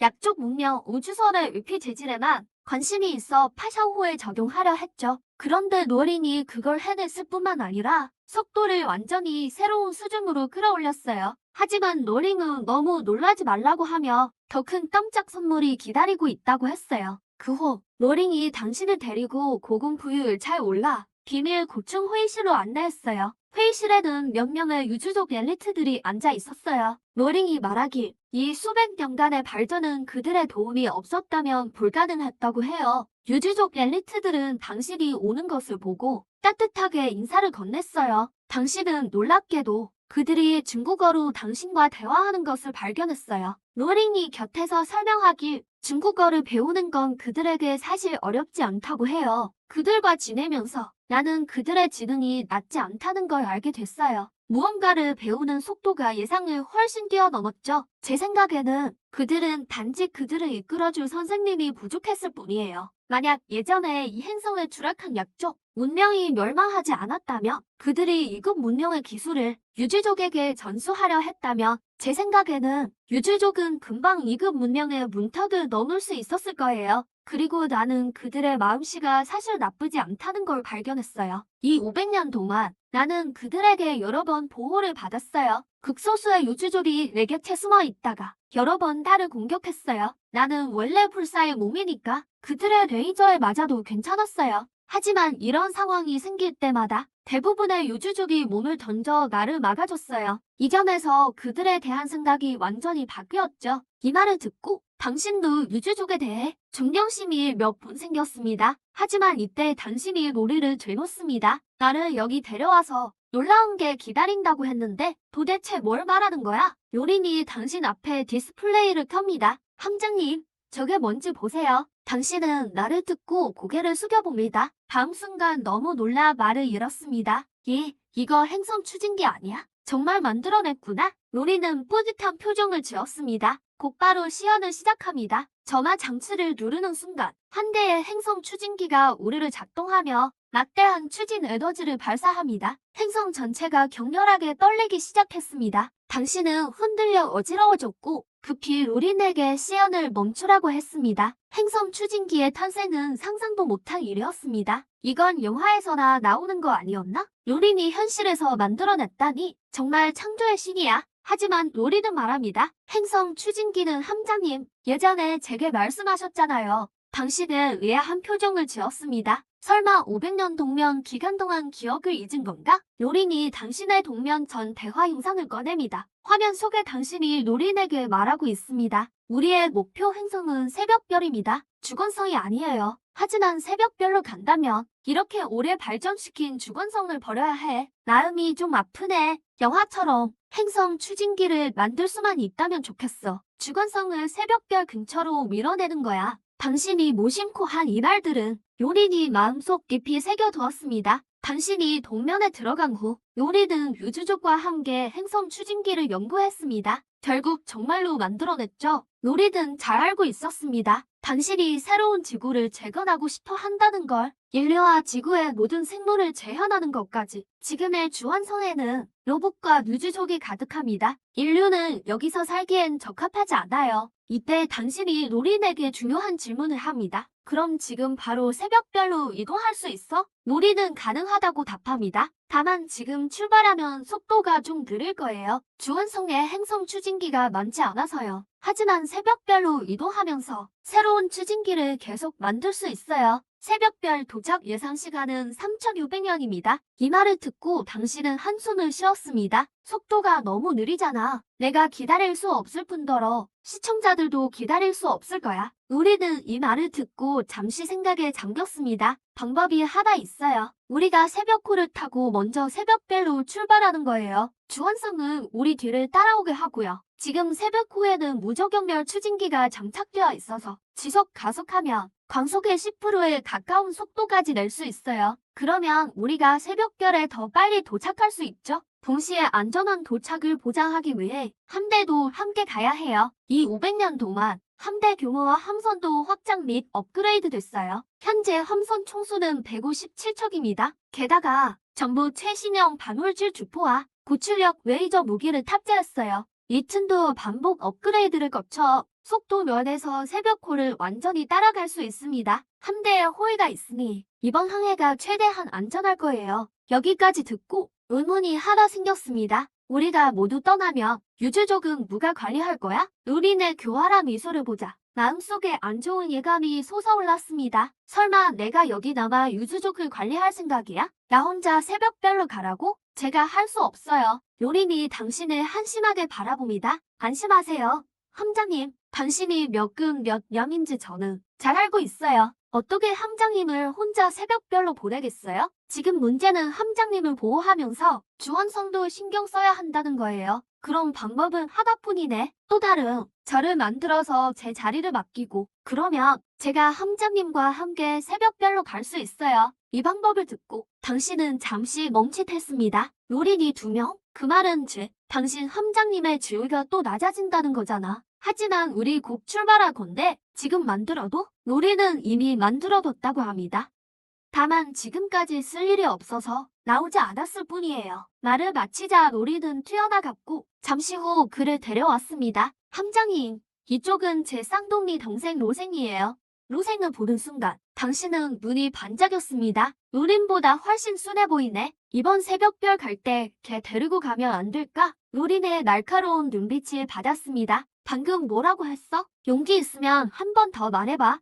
로린의 살기를 느끼자 당신은 즉시 입을 다물었습니다. 그 후 로린이 로생에게 몇 가지 주의사항을 전달합니다. 주원성에는 많은 무장 로봇을 남겨뒀어. 우리가 떠난 동안 유주족이 또 반란을 일으키면 그들이 공이 있는 과학자든 반란 분자든 너는 바로 처치해도 돼. 로생은 싸움을 좋아하지 않는 것 같았습니다. 바로 처치해도 되는 말을 듣고 로생은 급히 손을 저으며 거절했습니다. 그도 교육만 해도 되지 않아요? 정 안 되면 처치하는 거고 그렇게까지는 아니잖아요. 로리는 로생의 대답을 듣고 그가 원하지 않는 일을 강요하고 싶지 않았습니다. 이제 너는 여기의 대장이야. 이런 일은 내가 결정하면 돼. 하지만 한 가지만 기억해. 착하면 치이는 법이야. 그럼 내가 할 말은 다 했어. 내 착한 동생아. 3600년 후에 만나자. 로생과 인수인계를 마친 후 로리는 돌아서서 당신 귀를 잡아당기며 끌고 밖으로 나갔습니다. 함장님, 방금 내 동생 데리고 새벽별 갈 생각이 없지? 이 구식 좋아하는 느낌이야. 함선에 타면 그때 가서 너랑 계산할 거야. 이때 당신은 깨달았습니다.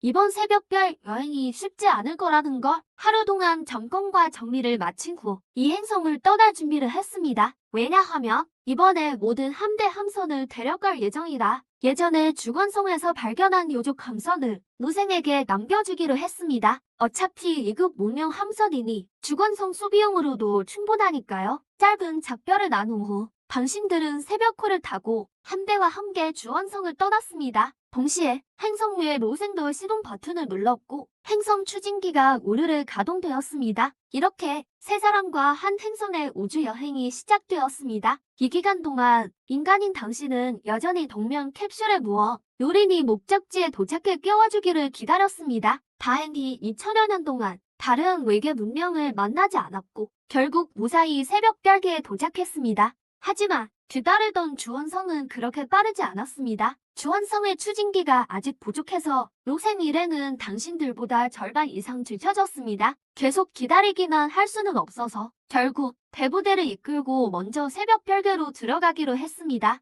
하지만 바로 그때 요린의 탐지기가 경보를 울렸습니다. 새벽별에서 생명체 활동 흔적이 발견됐다는 거였죠. 이에 즉시 경계 태세를 갖추고 함부로 나아가지 않았습니다. 안전을 위해 정찰기 여러 대를 새벽별로 보냈습니다. 며칠 동안 조사한 결과 과연 행성에서 생명체 활동 궤적을 탐지했습니다. 이 생명체는 머리 모양이 곤충 같지만 몸은 황소처럼 튼튼했습니다. 처음 탐지기가 그들을 포착했을 때 원시 종족일 뿐이라고 생각했지만 조사가 깊어지면서 그들이 단순하지 않다는 걸 깨달았습니다. 이 생명체는 복잡한 도시 네트워크를 구축했을 뿐만 아니라 상상을 초월하는 에너지 기술도 보유하고 있었습니다. 이렇게 추해 보이는 종족이 1.8급 문명을 가지고 있었다니 아시다시피 우리의 현재 문명 등급은 1.6급입니다. 비록 영전이 차이뿐이지만 문명간 0.1급 차이는 즉 양측 간 에너지 총량이 10배 이상 벌어진다는 뜻이에요. 과학기술의 격차는 더욱 넘기 어렵죠.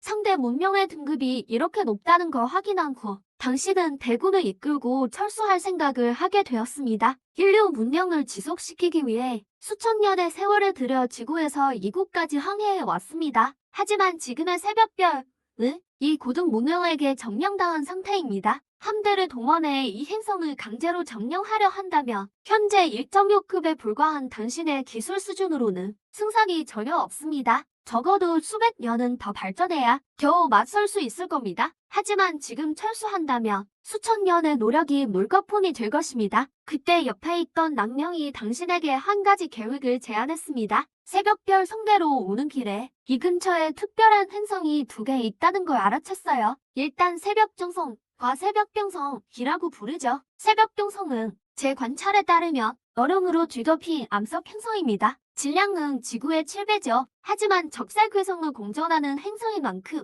표면 온도가 극도로 낮아 연중 영하 230도 정도로 유지될 겁니다. 이렇게 지열 환경이 없는 행성에서는 문명 체계가 형성되기 어렵습니다. 문명이 생길 수 없다면 새벽병성의 위험도는 크게 낮아질 겁니다. 우리는 이 행성에 먼저 정착할 수 있어요. 거처를 마련한 후 다음 계획을 세우면 됩니다. 나중에 정말로 그 1.8급 문명에게 발각되더라도 새벽병성과 새벽정성 사이에는 1.5 천문다 뒤에 거리가 있어 바로 도망쳐도 늦지 않아요. 새벽정성의 경우 풍부한 지열 환경을 갖추고 있어 온도는 약 100도 정도입니다. 이 온도는 우리 정착에 적합하지만 지열 환경이 있는 행성은 문명이 탄생할 확률이 훨씬 높습니다. 그래서 새벽 정성의 위험도는 새벽병성보다 더 높을 겁니다. 가장 중요한 점은 그 행성이 새벽별에 너무 가깝다는 거예요. 두 행성 사이 거리는 500만 킬로미터도 안 돼요. 정말로 그 1.8급 문명에게 쫓기게 되면 우린 도망칠 틈도 없을 겁니다. 낭령이 제안한 이 계획에 당신은 크게 공감했습니다. 하지만 안전을 위해 당신은 정찰기를 한 번 더 보내 새벽병성을 정탐하기로 결정했습니다. 결국 상대는 1.8급 문명이니 새벽병성의 영하 230도 온도도 그들은 이미 적응했을 테니까요. 대부대를 이끌고 무작정 가다가 그들과 마주치기라도 하며 목숨을 걸고 싸울 수밖에 없습니다. 동시에 당신은 낭령에게 다른 일을 지시했습니다. 새벽별 예적에 대해 더 알아보라고요. 우리는 적의 행성 내부로 깊숙이 침투할 방법을 찾아 그들의 무기 체계를 파악해야 합니다. 나중에 반격을 준비하기 위해서요. 그때 낭령이 의문을 제기했습니다. 우리 정찰기로는 그들 행성의 대기권을 날아다니는 정도는 가능하지만 직접 무장 지역으로 날아간다면 산산조각 나버릴 텐데요. 우리 우주선이 진짜처럼 속일 수 있다면 모를까? 이 말을 듣고 당신은 이해가 안 갔습니다. 진짜처럼 속인다는 게 무슨 뜻이죠? 말인즉슨 우리가 그들의 우주선 외형을 모방해서 그들의 수당 우주선이 교환할 때 우리 우주선을 끼워 넣는 거예요. 그러면 정보를 탐지할 확률이 훨씬 커질 겁니다. 이 계획을 듣고 당신은 낭령의 기발한 생각에 감탄하지 않을 수 없었습니다. 그 후 임무 성공률을 높이기 위해 당신들은 스캔 장치 하나를 운석으로 위장했습니다. 최근 관찰 결과 당신들은 발견했습니다. 새벽 성계의 새 행성 사이에는 운석으로 포장된 통로가 하나씩 있다는 것을. 이 운석들은 특정 시간에 사방으로 흩어져 다른 행성으로 가는 길을 만들어냅니다. 또 정해진 시간에 통로를 닫기도 하죠. 당신들은 바로 이 점을 이용해 운석 스캐너를 운석군에 섞어 넣었습니다. 며칠을 기다린 끝에 드디어 적의 우주선 한 대가 스캐너를 지나갔고 스캐너는 재빨리 우주선 외형을 스캔했습니다. 낭령은 이 데이터를 바탕으로 반나절 만에 정찰기 여러 대를 적 우주선 모습으로 개조했습니다. 마침내 당신들은 이 정찰기들을 귀환하는 우주선 편대에 성공적으로 섞어 넣었습니다. 하지만 이 문명은 그렇게 속기 쉬운 상대가 아니었습니다. 정찰기가 대기권을 막 통과하자마자 지상의 전자기 포대에 바로 포착되었습니다.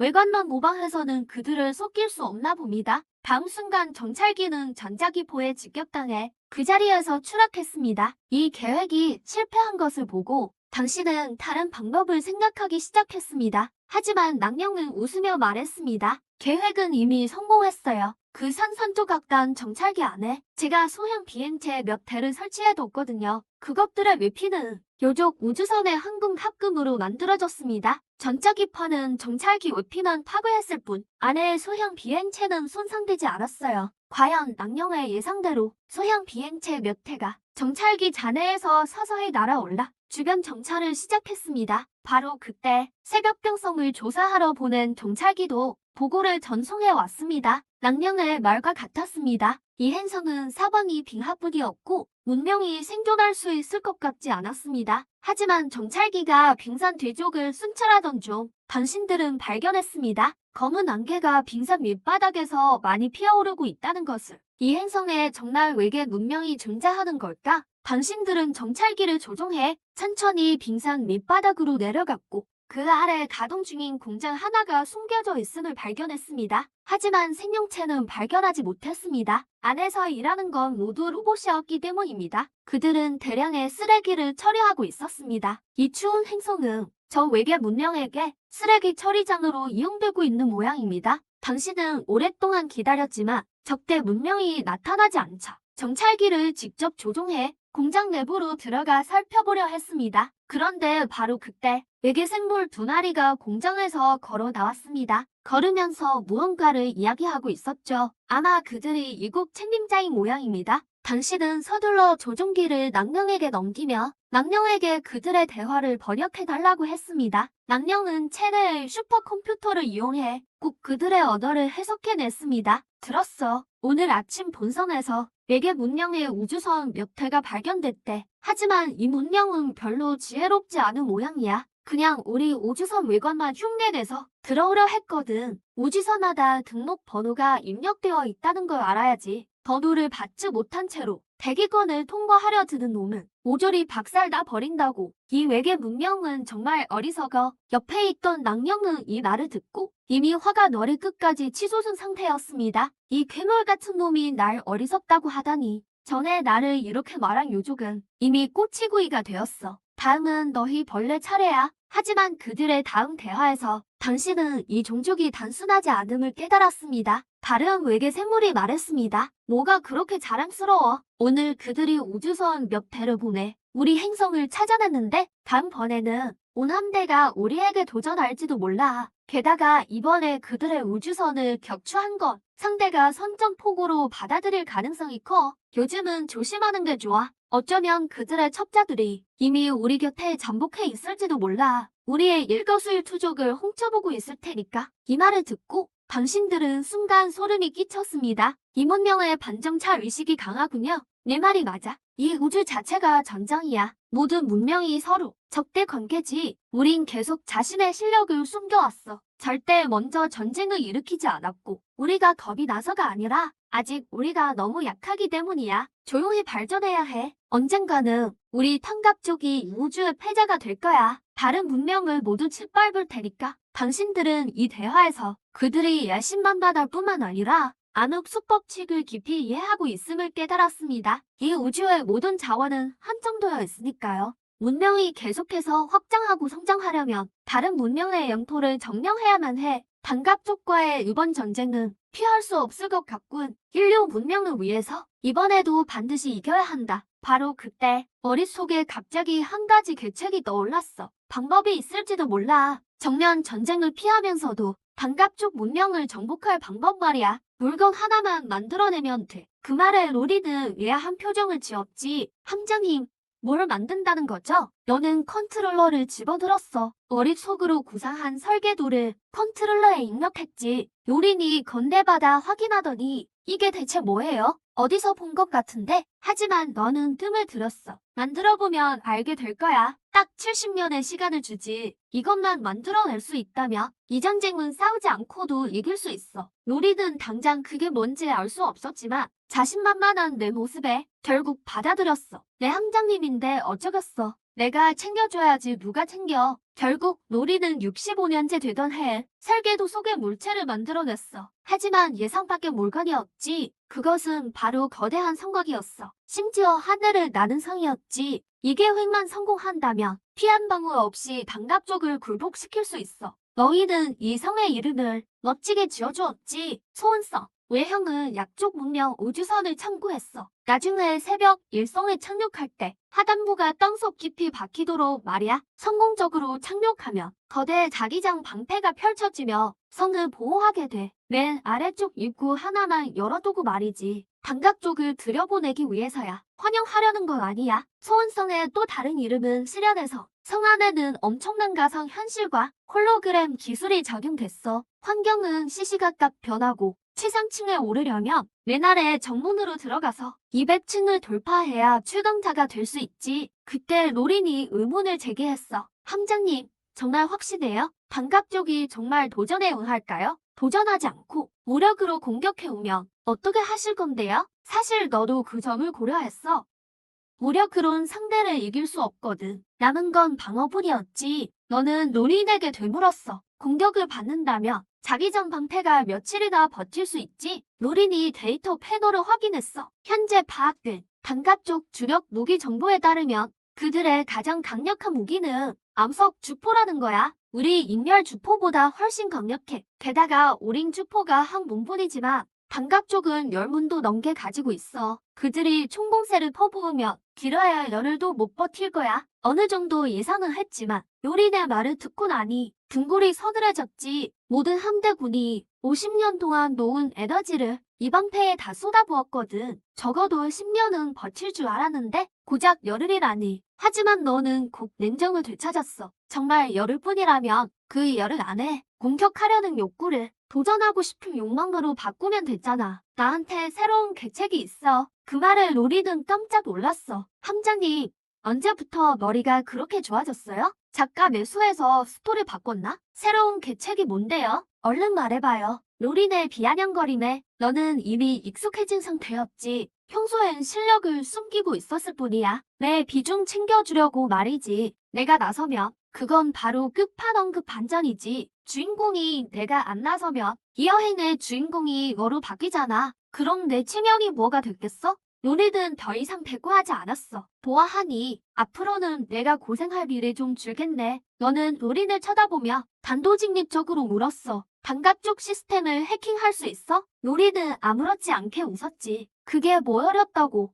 행성에 잠입한 정찰기가 있으니까 그걸 경유하면 돼. 근데 해킹은 왜 하려는 거야? 너는 길게 설명하지 않고 컨트롤러를 바로 건넸어. 이 정보를 그들 네트워크에 뿌려 대대적으로 퍼뜨리는 거야. 로린이 내용을 훑어보더니 눈이 번쩍 뜨였어. 함장님, 심리전을 하겠다는 거군요? 너는 대답 개시, 서두르라고 재촉했지. 빨리 퍼뜨려. 단갑 쪽이 정보를 다 확인하면 소원성을 새벽 일성에 착륙시킬 거니까 로린은 알겠다고 대답하고 정찰기를 통해 정보를 전송했어. 며칠 지나지 않아 새벽 일성의 단갑 쪽들은 출처불명의 메시지를 받게 됐지. 강한 문명은 숨지 않는다. 다른 문명을 사냥감으로 여길 뿐 머지않은 미래에 위험 넘치는 소원성이 이 행성에 강림한다. 그것이 선의인지 악의인지 우리 단갑 쪽은 알 길이 없다. 이 성은 야만적인 공격을 하지 않지만 쉽게 파괴되지도 않을 것이다. 문을 열고 단갑 쪽의 도전을 기다릴 것이며 성의 꼭대기에는 고등 문명으로 승급할 보물이 있다. 일명 원피스, 이비보를 손에 넣는 자는 고등 문명의 사절이 되어 지구의 권력을 갖게 될 것이다. 단갑 쪽의 문명 도약을 실현하고 그는 단갑 쪽의 영웅이 되어 영원히 기억될 것이다. 처음에는 큰 반응이 없었어. 대부분 농담으로 치부하고 그냥 넘겨버렸지. 전혀 신경 쓰지 않았어. 그러던 어느 날 낮이었던 하늘이 갑자기 어두워졌어. 단갑 쪽이 공포에 질려 위를 보더니 거대 성곽이 새벽 일성 우주에 떠 있는 것을 발견했지. 모든 빛을 가로막은 채 말이야. 대부분의 단갑 쪽은 그 메시지를 떠올렸어. 저게 바로 소원성이다. 외계인이 진짜 나타났다. 알 수 없는 공포가 순식간에 문명 전체로 퍼졌지. 단갑 쪽 수정 제어는 긴급회의를 소집해 대책을 마련했어. 전환을 보내 침입자를 파괴하고 기언비어를 잠재울 인력을 배치했지. 민심 안정이 급선무였어. 꼭 재현의 이름으로 된 공식 성명이 시민들에게 전달됐어. 이 모든 것은 의원일 뿐 근거 없는 소문에 한혹되지 마라. 외계 문명이 감히 우리를 침략한다면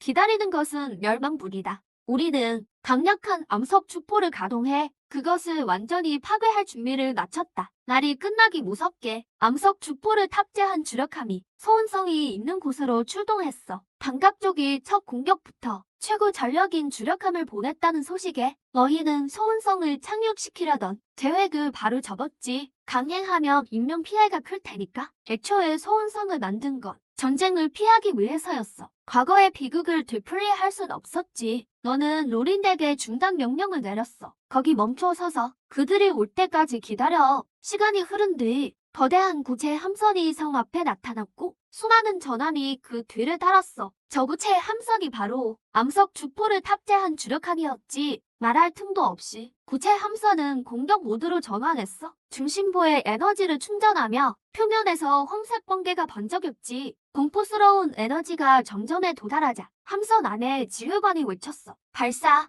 암물질 에너지가 쏟아져 나와 광속에 가까운 속도로 성을 덮쳤어. 자기장 방패에 닿는 순간 엄청난 대폭발이 일어났지. 그 무시무시한 에너지 파동은 멀리 떨어진 곳에 있던 너희에게도 생생하게 전달되었어. 마음이 갑자기 조여왔다. 소원성의 자기력 실드가 정말 버틸 수 있을까? 낭명이 내 마음을 꿰뚫어본 듯했다. 컨트롤러를 건네주며 목소리에 불만 섞인 어조로 내 능력을 믿지 못하다니. 직접 봐. 화면에 표시된 거. 자기력 실드 에너지가 0이 되면 무력화된다. 소원성이 공격 범위에 노출된다는 뜻이야. 내 계산으로는 그들의 하루 공격이 실드 에너지를 약 10% 소모할 거야. 적어도 10일은 버틸 수 있어. 한편 다른 쪽에서는 단가족 함장이 이미 승리를 미리 축하하고 있었다. 첫 외계 문명 습격을 맞았는데 우리가 고향을 지켜냈어. 역시 단가족은 이 우주에서도 톱클래스 총재란 말이지. 그래,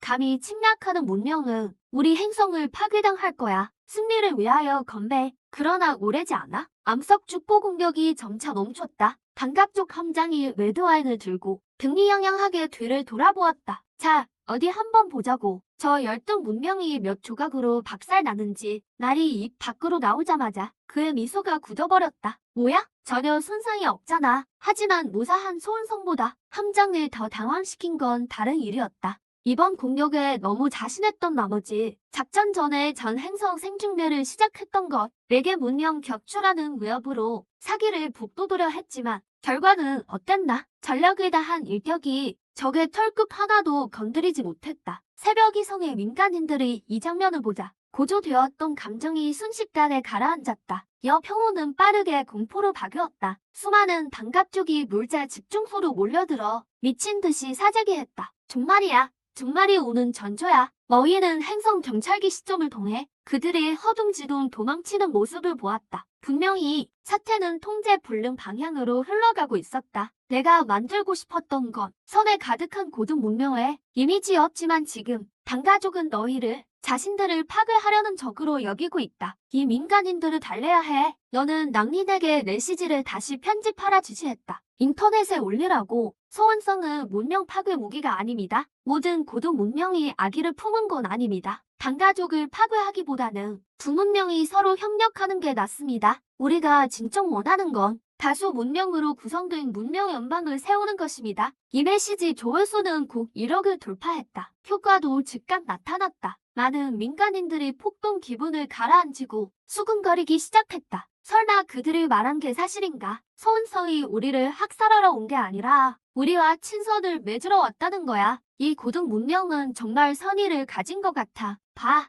우리 일격을 그대로 맞았는데도 반격할 생각조차 안 해. 오히려 우리를 달래주고 있어. 메시지가 효과를 보이자 너희는 겨우 안도의 숨을 내쉬었다. 하지만 너희가 간과한 핵심이 하나 있었다. 민간인 달래기는 전쟁 향방을 결정하지 못한다. 진정한 결정권은 높은 지위의 단갑 쪽 수뇌부에게 있다. 너희가 보낸 그 메시지는 고위층에 의해 운명 음모로 단정되었다. 어쩌다 이렇게까지 우연히 겹칠 수 있나? 전에 낯선 예언 메시지가 있었지. 소원성 출현을 정확히 예측했고 이제 또 다른 메시지가 나와서 당가족이 그들을 받아들이라 한다니 너무 우연의 일치 아닌가. 이때의 지연은 너희의 진짜 의도를 더 이상 헤아릴 수 없었다. 만약 이 고등 문명이 정말 친서 독적이라면 장각족이 계속 공격한다면 고등 문명의 선전포고나 마찬가지다. 어쩔 수 없이 지연은 함대에 철수 명령을 내렸다. 너희의 다음 행동을 지켜보기로. 효과가 나타나자 너와 낭리는 모두 신이 났다. 한 차례 공격하고 그만둘 줄이야. 다음으로는 인터넷에 정보를 계속 퍼뜨리면서 그들의 심리 방어선을 완전히 무너뜨리면 이 전쟁의 이긴 거나 마찬가지야.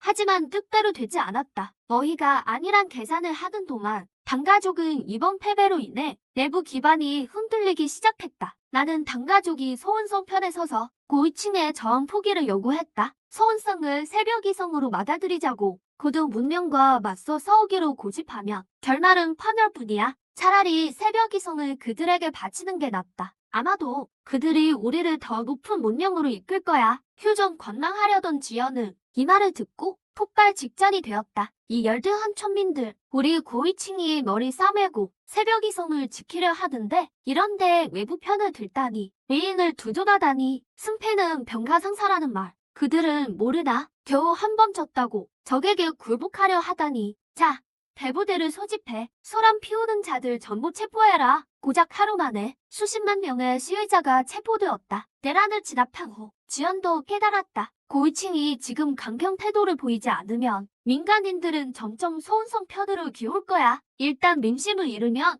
당가족은 완전히 끝장이야. 그는 즉시 함대에 명령을 내렸다. 전력으로 맞서라. 출력 불가동해. 얼마나 버틸지 지켜보자고. 이때 너희는 아직 몰랐다. 당갑족이 다시 공격을 개시할 것이라는 것을 경보기가 울리자 너희는 비로소 발견했다. 소원성 자기력 실드 에너지가 급격히 떨어지고 있다는 것을. 낭령의 얼굴색이 순간 변했다. 출력을 높였어. 이 출력 강도로 공격하면 자기력 실드는 11도 버틸 수 없어. 그는 급히 재계산했다. 결국 냉담한 숫자를 얻어냈다. 함장, 우리에게 주어진 시간이 얼마 없어요. 5일도 채 안 남았어요. 너희는 그들이 5일째 되기 전에 공격을 멈추길 바랄 뿐이었다. 시간이 흘러 곧 5일째가 되었다. 자기력 실드 잔여 에너지는 고작 5%. 당가족이 한 번만 더 공격하면 완전히 무효화된다. 하지만 너는 그들이 더 이상 공격하지 않을 거라 확신했다. 왜냐하면 3일째부터 그들의 출력이 계속 떨어지고 있었기 때문. 4일째에는 자기력 실드 소모가 6%에 불과했다. 이것은 당갑족의 암물질 비축량이 그렇게 많지 않다는 뜻이야. 더 공격하면 그들의 경제가 완전히 붕괴될 거야. 결과는 내 예상대로였다. 이때의 지연은 완전히 무감각해져 있었다. 그들은 전 문명에 거의 40%에 달하는 에너지 비축량을 쏟아부었지만 여전히 저 소원성을 흔들지 못했다. 지연은 심지어 이전 메시지를 믿기 시작했다. 아마도 이건 상대가 보낸 선 중 하나일 뿐일 거야. 며칠 더 지나면 똑같은 성이 수십 개 더 새벽이 성을 포위할 거야. 그때면 당가족은 정말 끝장이야. 더 이상 숨길 수 없다. 여러분, 선택하십시오. 계속 공격할까요? 휴전할까요? 다른 고위층들이 입을 열었다. 그만하자. 더 끌어도 의미 없어. 우리도 인정해야 해. 인류 문명과 당가족의 엄청난 격차를 38% 에너지 비축량을 이미 태웠어. 고집해서 더 싸우면 상대의 성이 포위해 오기도 전에 당가족 체제가 먼저 무너질 거야. 하지만 이때 무력한 고위 소매들보다 하층 민간인들은 이미 난장판이었다. 저 고위층들은 대체 뭐 하는 거야? 이기지 못할 걸 알면서도 억지로 싸우다니. 그들은 살고 싶지 않아도 우리 민간인까지 끌어들이지 마. 자기 보실이 최고야. 빨리 도망쳐.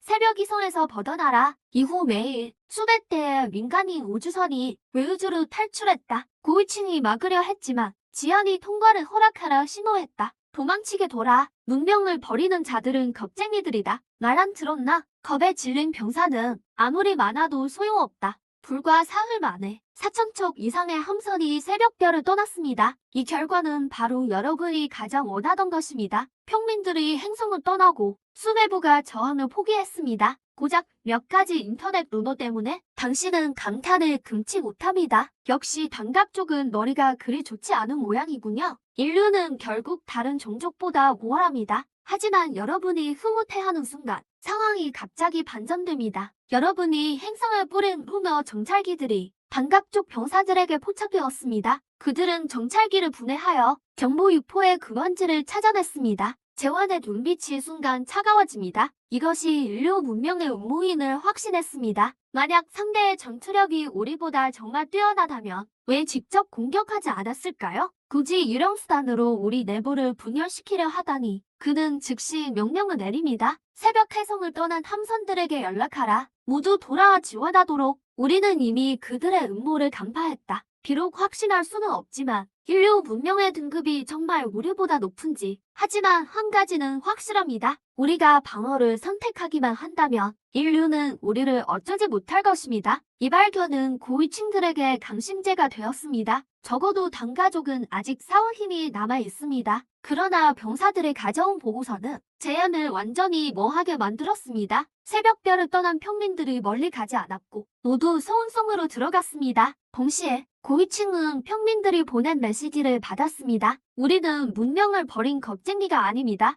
고위층이 이 문제를 해결하지 못한다면 우리 평민이 하겠습니다. 인류가 말했습니다. 성탑 꼭대기에 올라가서 원피스를 얻기만 하면 단가족을 더 높은 문명으로 이끌 수 있다고. 이것 또한 새벽별과 단가족을 보호하는 길입니다. 고위층이 소원성에 들어갈 용기가 없다면 우리가 그 위험을 감수하겠습니다. 제안은 이 메시지를 보며 마음이 편치 않았습니다. 고위층 수매로서 그는 평민을 보호해야 했습니다. 지금은 오히려 평민에게 보호받고 있습니다. 그는 오랫동안 침묵하다가 마침내 저항을 완전히 포기했습니다. 인류 음모를 폭로한 그 메시지는 지우자 그들은 이미 소운성에 들어갔다. 만약 소문이 퍼진다면 인류가 음모가 탄로나서 그 평민들에게 손을 댈지도 모른다. 우리는 간접적으로 그들을 보호한 셈이 되자 그는 잠시 멈추었다가 목소리를 낮췄습니다. 물론 이건 모두 제 추측일 뿐입니다. 하지만 솔직히 말해서 저는 진심으로 인류가 그 고등 문명이길 바랍니다. 단가족 평민들이 그 원피스를 정말 가져올 수 있어서 단가족을 더 높은 문명 체계로 이끌어주길. 한편 낭님의 컨트롤러에 모니터 화면이 나타났습니다. 함장님, 이미 많은 단갑족이 소운성 내부로 들어왔습니다. 당신은 길게 숨을 내쉬며 드디어 조마조마한 마음을 놓았습니다. 계획이 드디어 성공했습니다. 만약 그들이 한 번 더 공격했다면 이 소운성은 존재하지 않았을 것입니다. 낭님이 웃으며 말했습니다. 어쩔 수 없죠. 운도 실력의 일부니까요. 당신은 웃음을 거두고 진지하게 명령했습니다. 소운성을 가동하라. 다음 계획은 그들의 단가족 기억체를 모두 삭제하고 인류의 기억을 주입하는 것이다. 나는 그들을 한 자루의 날카로운 칼로 만들겠다. 단가족 고위층을 괴멸시킬 칼로. 당신의 진짜 목적은 이 단갑족들을 첩자로 양성하여 수령 곁에 심어두는 것입니다. 때가 무르익으면 한 번의 명령으로 직접 수령을 제거하는 것입니다. 그대가 되면 새벽별은 완전히 인류의 것이 될 것입니다. 낭님이 곁에서 찬물을 끼얹었습니다. 함장님, 아직 꿈 깨시기 전입니다. 그들이 성에 들어간 지 얼마 되지도 않았는데 벌써 새벽별을 지배하는 상상을 하시다니. 그럴 시간에 차라리 소운성 시스템을 빨리 가동하세요. 당신은 말에 당황하며 재촉했습니다. 그럼 시작하자. 버튼을 누르는 순간 가상현실 시스템이 무작위로 가동되었습니다. 성 안의 날씨가 봄, 여름, 가을, 겨울 사계절 사이에서 불규칙하게 변환되기 시작했습니다. 각지의 배경도 다시 생성되었습니다.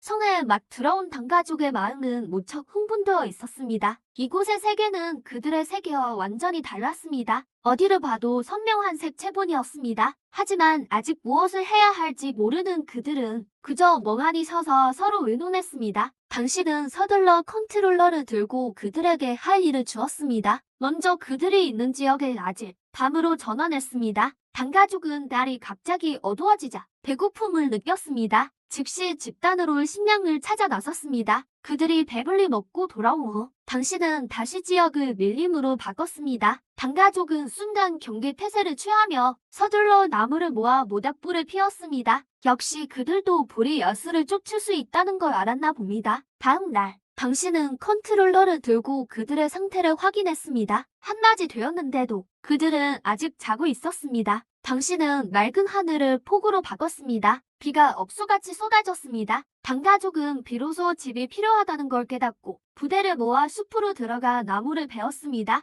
반나절도 안 되어 비바람을 막을 수 있는 집을 지었습니다. 이렇게 당신의 지도 아래 그들은 한 달을 보냈습니다. 불로 음식을 요리하는 법을 배우고 나무로 일일씩 집을 짓는 법을 익혔습니다. 농사를 지어 각종 채소를 얻는 법도 터득했습니다. 이런 기본 기술을 익힌 후 다음은 모발을 배우는 것입니다. 당신은 손가락을 움직여 그들이 있는 지역을 교실로 바꾸고 한자시를 그들의 문자로 바꿨습니다. 그들이 이해할 수 있도록 대반영 후 그들은 이미 인류의 각종 시집을 거꾸로 외울 수 있었습니다. 그 다음 단계는 그들의 칠정유교를 훈련하는 것입니다. 당신은 교실을 술집으로 바꾸어 술에 취하는 게 어떤 느낌인지 체험하게 했습니다. 사람은 취한 상태에서 표현하는 감정이 가장 풍부합니다. 당가족도 마찬가지여야 한다고 생각했습니다. 꼭 그들은 완전히 취했습니다. 어떤 이는 춤을 추고 어떤 이는 시를 큰 소리로 읊혔습니다. 심지어 술 기운을 빌려 서로 싸우기도 했습니다. 그들의 행동거지는 점점 인류를 닮아갔습니다. 꼬박 1년간의 개조를 거쳐 대부분의 당가족은 성공적으로 변모하여 새로운 세대의 인류가 되었습니다. 그들은 첩자로 모성에 돌아갈 것입니다. 하지만 안전을 위해 당신은 그들에 대해 칩 한 장을 심었습니다. 이 칩은 그들 머릿속 가장 깊은 생각을 읽을 수 있습니다. 일단 여러분에게 불리한 생각이 생기면 칩은 즉시 그 생각을 강제 삭제할 것입니다. 모든 준비가 끝났습니다. 당신은 소원성의 대문을 열고 그들을 모두 돌려보냈습니다. 하지만 여러분이 그 당각족 평민들이 무사히 모성으로 돌아갈 수 있을 거라 생각할 때 예상치 못한 일이 벌어졌습니다. 이 평민들이 막 착륙하자마자 무장부대에 완전히 포위되었습니다. 에어 감옥으로 압송되었습니다. 그리고 이것은 바로 당각족 수련 제안이 직접 내린 명령이었습니다. 소원성에 갔던 당각족은 일률적으로 모두 구금하고 하나하나 신문 알아 필요할 경우 사고 능력을 검사하여 인류에게 세뇌되지 않았는지 확인하라. 일단 세뇌 흔적이 발견되면 그들 뇌속의 소원성 관련 기억을 모두 삭제하라. 만약 법 집행 과정에서 그들이 어떤 과격한 행동을 보이면 병사들은 즉시 현장에서 사살할 수 있다. 일부 고위층은 이해하지 못했습니다. 제안이 왜 이렇게 하는지 평민들이 무사히 돌아온 게 좋은 일 아닌가요?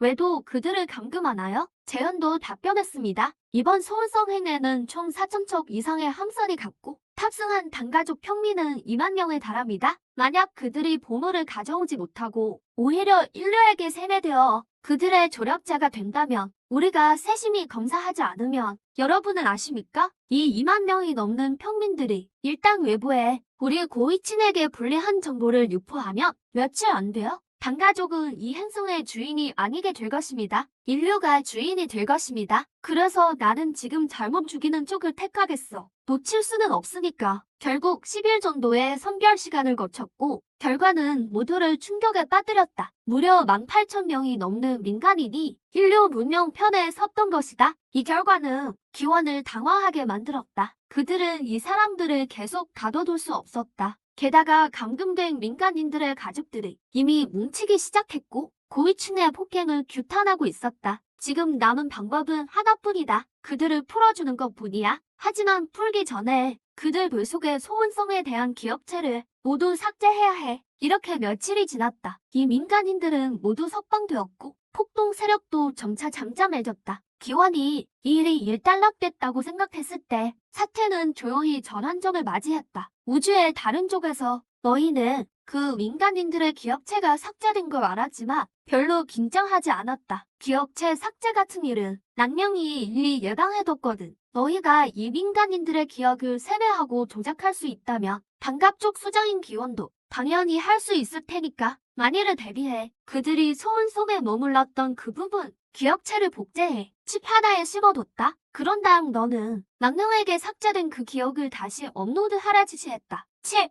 명령이 발송되자마자 그 반갑쪽 민간인들은 반응을 보이기 시작했다. 기억체가 서서히 복구 중이다. 이로써 반갑쪽 수장 기원과의 두 번째 대국이 본격적으로 시작되었다. 이후 384년 동안 너희는 단갑족 민간인의 거의 3분의 1을 성공적으로 전향시켰다. 이로써 단갑족은 두 대 파벌로 분열되었다. 좌파는 인류 진영을 지지하고 우파는 단갑족 진영을 확고히 지지했다. 좌파는 단갑족이 인류 문명과 동맹을 맺어 다른 고등 문명의 공격을 함께 막아내길 바랐다. 그러나 우파는 좌파의 발언을 비웃었다. 인류의 지금 행동은 단갑족을 침략하는 거야. 그들이 말하는 동맹이란 단갑족을 노예로 만들려는 핑계일 뿐이지. 만약 감히 단갑족을 배신하고 인류를 돕는다면 너희를 기다리는 건 오직 죽음뿐일 거다. 바로 이 순간부터 단갑족의 통치 계급은 완전히 단절되었다. 이로 인해 그들 사이에 소규모 전쟁도 한 번 일어났다. 좌파는 서운성의 방어력 지원 덕분에 무력 면에서 우파를 거의 압도했다. 곧 우파는 패배하여 새벽병성에서 쫓겨났다. 이로써 새벽병성은 좌파의 근거지가 되었고 새벽을성은 우파의 본거지가 되었다. 하지만 두 번이나 패배한 기원은 이 반역자들을 놓칠 생각이 없었다. 좌파에게 소은송이라는 강력한 무기가 있지만 그건 결국 방어에만 국한되고 공격은 반물질 전압에 의존해야 해. 이를 위해 기원은 결사대를 모았다. 계획은 새벽병성의 반물질 공장을 직접 폭파하는 것이었다. 반격 수단만 잃는다면 좌파는 소은성으로만 방어할 수밖에 없고 당분간 우리에게 위협이 되지 않아. 우리 이 기간 동안 과학기술을 크게 발전시켜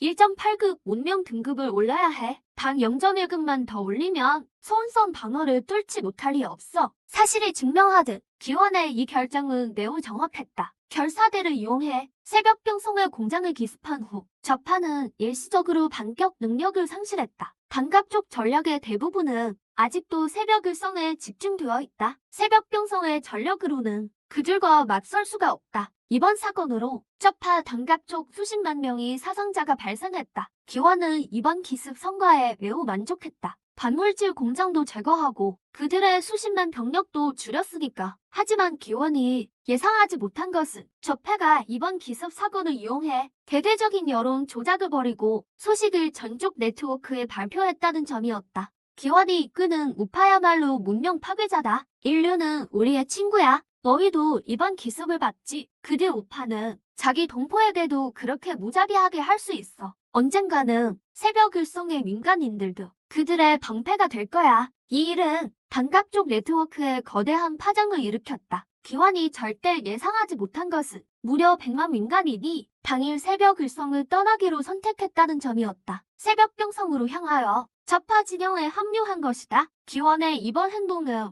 그들의 마음을 완전히 상하게 했다. 이 100만 민간인 중 대부분의 가족들이 이번 기습 사건에서 목숨을 잃었다. 하지만 좌파로 갑자기 유입된 100만이 넘는 민간인에 대해 너희는 별다른 실질적 도움이 되지 않는다고 생각했다. 첫째, 반물질 공장은 이미 파괴되어 좌파는 반격 능력을 잃고 수동 방어만 할 수 있다. 둘째, 새벽병성의 물자는 원래 극도로 부족한데 갑자기 100만 명이 넘게 들어오면 먹을 입이 많아져 얼마 안 가. 새벽병성이 먼저 버티지 못할 거야. 낭령도 알아챘다. 이번 좌파는 이미 패배로 봐도 된다는 것을. 너희가 좌파의 기세가 꺾였다고 생각했을 때 낭령이 한 통에 새벽을성 내부 암호 통신을 가로챘다. 그건 기원이 우파 고위층에게 보낸 일명이었다. 모든 안시주포를 직결시켜 새벽병성에 대해 파괴적 타격을 준비하라. 좌파뿐만 아니라 너희 파효호와 서운성까지 그는 모두 지워버리려 한다. 미쳤어. 낭령의 목소리에 드물게 무거움이 깃들었다. 17분 안시주포 일제 사격이면 새벽병성은 직접 산산조각 날 거야. 너는 파효호의 함교에 서서 새벽 투영석의 그 얼음빛 푸른 행성을 바라보며 오랫동안 침묵했다. 새벽병성에는 지금 100만이 넘는 단갑족 좌파 민간인이 있고 너희가 수백 년 심혈을 기울여 건설한 전초기지도 있으며 너의 모든 계책이 담긴 소원성도 있다. 이 행성이 파괴된다면 모든 것이 처음으로 돌아갈 거야. 얼마나 남았어? 너는 물었다. 안시, 주포의 충전 속도로 보며 최대 72시간, 72시간.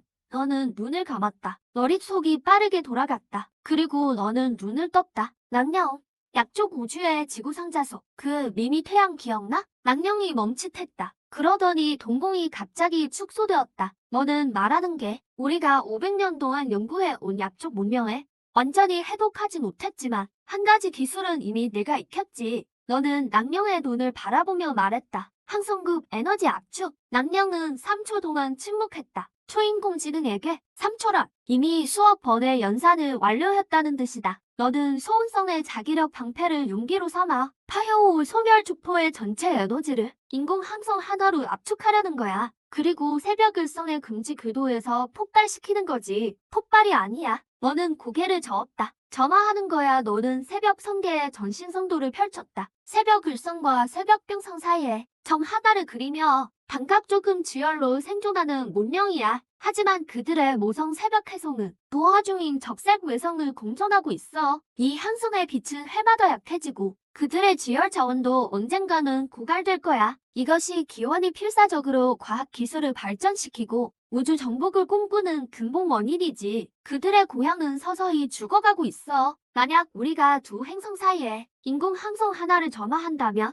낭령은 내 의도를 완전히 이해했다. 이건 무기가 아니야. 선물이지. 영원히 꺼지지 않은 태양. 새벽 을성과 새벽 병성을 동시에 따뜻하게 할 수 있어. 반각 쪽이 더는 에너지 구가를 두려워하지 않아도 될게. 너는 별 하나로 전쟁의 종식을 바꾸려는 거야. 낭령이 속삭였다. 그때 지구가 감마선으로 파괴되었을 때 태양을 잃었죠. 당신의 목소리는 침착하네요. 이제 제가 직접 하나 만들어서 그들에게 돌려줄 거예요. 요리는 더 이상 말하지 않고 돌아서서 미친 듯이 계산하고 배치하기 시작했습니다. 72시간 후 지원이 명령했을 때 17문의 주포가 새벽 별씨를 조준했습니다. 동시에 발사되는 순간 새벽 성계의 밤하늘에 갑자기 한 줄기 빛이 번쩍였습니다. 그 빛은 어떤 항성보다도 부드러웠지만 어떤 무기보다도 충격적이었습니다. 인공 태양이 두 행성 사이에 떠 있었습니다. 황금빛 광휘가 새벽별 비와 새벽별 시의 대지에 동시에 쏟아졌습니다. 새벽별 시의 만년 빙하가 녹기 시작하며 얼음층 아래 한 번도 햇빛을 보지 못한 거는 비옥한 토지가 드러났습니다. 반면 새벽별 비에 점점 식어가는 화산들은 새로운 항성의 열복사로 다시 생기를 되찾았습니다. 주포의 포신이 천천히 방향을 바꿨습니다. 지원은 지휘대에 서서 자연에 속하지 않는 그 태양을 올려다보며 몸을 주체할 수 없이 떨었습니다. 그는 300년 넘게 살면서 수많은 문명 간의 전쟁과 약탈을 보았지만 이런 식으로 전쟁을 끝내는 문명은 한 번도 본 적이 없었습니다. 파괴가 아니라 주는 것이었습니다. 사흘 뒤 지원은 직접 무기가 전혀 없는 우주선을 타고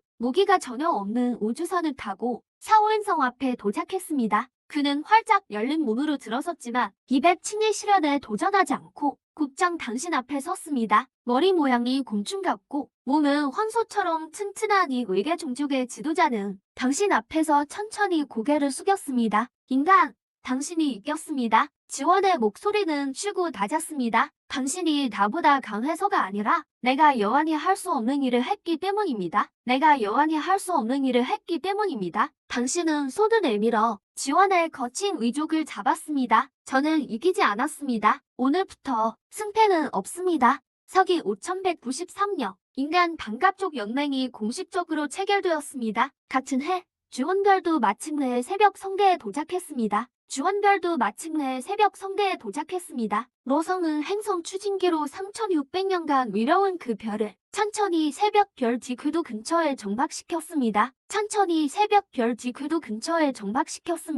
유주족과 단갑족은 처음에 경계를 풀고 점차 놀자와 기술 교류를 시작했습니다. 당신은 주원성의 높은 곳에 서서 당신이 직접 밝힌 태양을 올려다보았습니다. 햇살이 당신의 젊은 얼굴에 쏟아졌습니다. 당신은 자신이 얼마나 오래 살았는지 기억조차 할 수 없었습니다. 냉동 보관실에서의 세월은 깨어있던 날들에 포함되지 않았고 깨어있던 날들도 이미 흐릿해져 버렸습니다. 당신은 아주 오래전 지구에서 밤하늘을 올려다보던 그 밤을 기억할 뿐입니다. 그때는 결코 생각하지 못했을 겁니다. 언젠가 자신이 항성을 밝히는 사람이 될 줄은요. 뒤에서 로린의 발소리가 들려왔습니다. 함장님, 첫 번째 인간 배아가 성공적으로 배양되었습니다. 요린의 목소리에는 드물게 부드러움이 섞여 있었습니다. 총 12명입니다. 남자 7명, 여자 5명 모두 건강합니다. 당신은 돌아보지 않았지만 노리는 당신의 어깨가 살짝 떨리는 것을 보았습니다. 이름은 지어주셨나요? 당신의 목소리는 조금 쉬어 있었습니다. 아직이요. 함장님께 맡기려고요. 당신은 잠시 침묵하더니 그리고 웃었습니다. 첫 번째 아이는 성화라고 부르죠. 당신은 돌아서서 요린의 영원히 늙지 않는 분을 바라보았습니다. 작은 불꽃이 들불이 될 수 있습니다. 지구에서 4.2광년 떨어진 이 밤하늘 아래서 인류 문명의 불씨가 마침내 다시 타올랐습니다. 그것은 감마선에 의해 꺼졌고 차가운 우주를 수천 년 동안 떠돌았으며 수없이 영원한 어둠에 직면했었지만 결코 꺼지지 않았습니다. 한 사람이 모든 것을 다해 이 마지막 미세한 빛을 지켰기 때문입니다. 이제 이 미세한 빛은 마침내 들불이 되어 별 바다 전체를 비출 것입니다.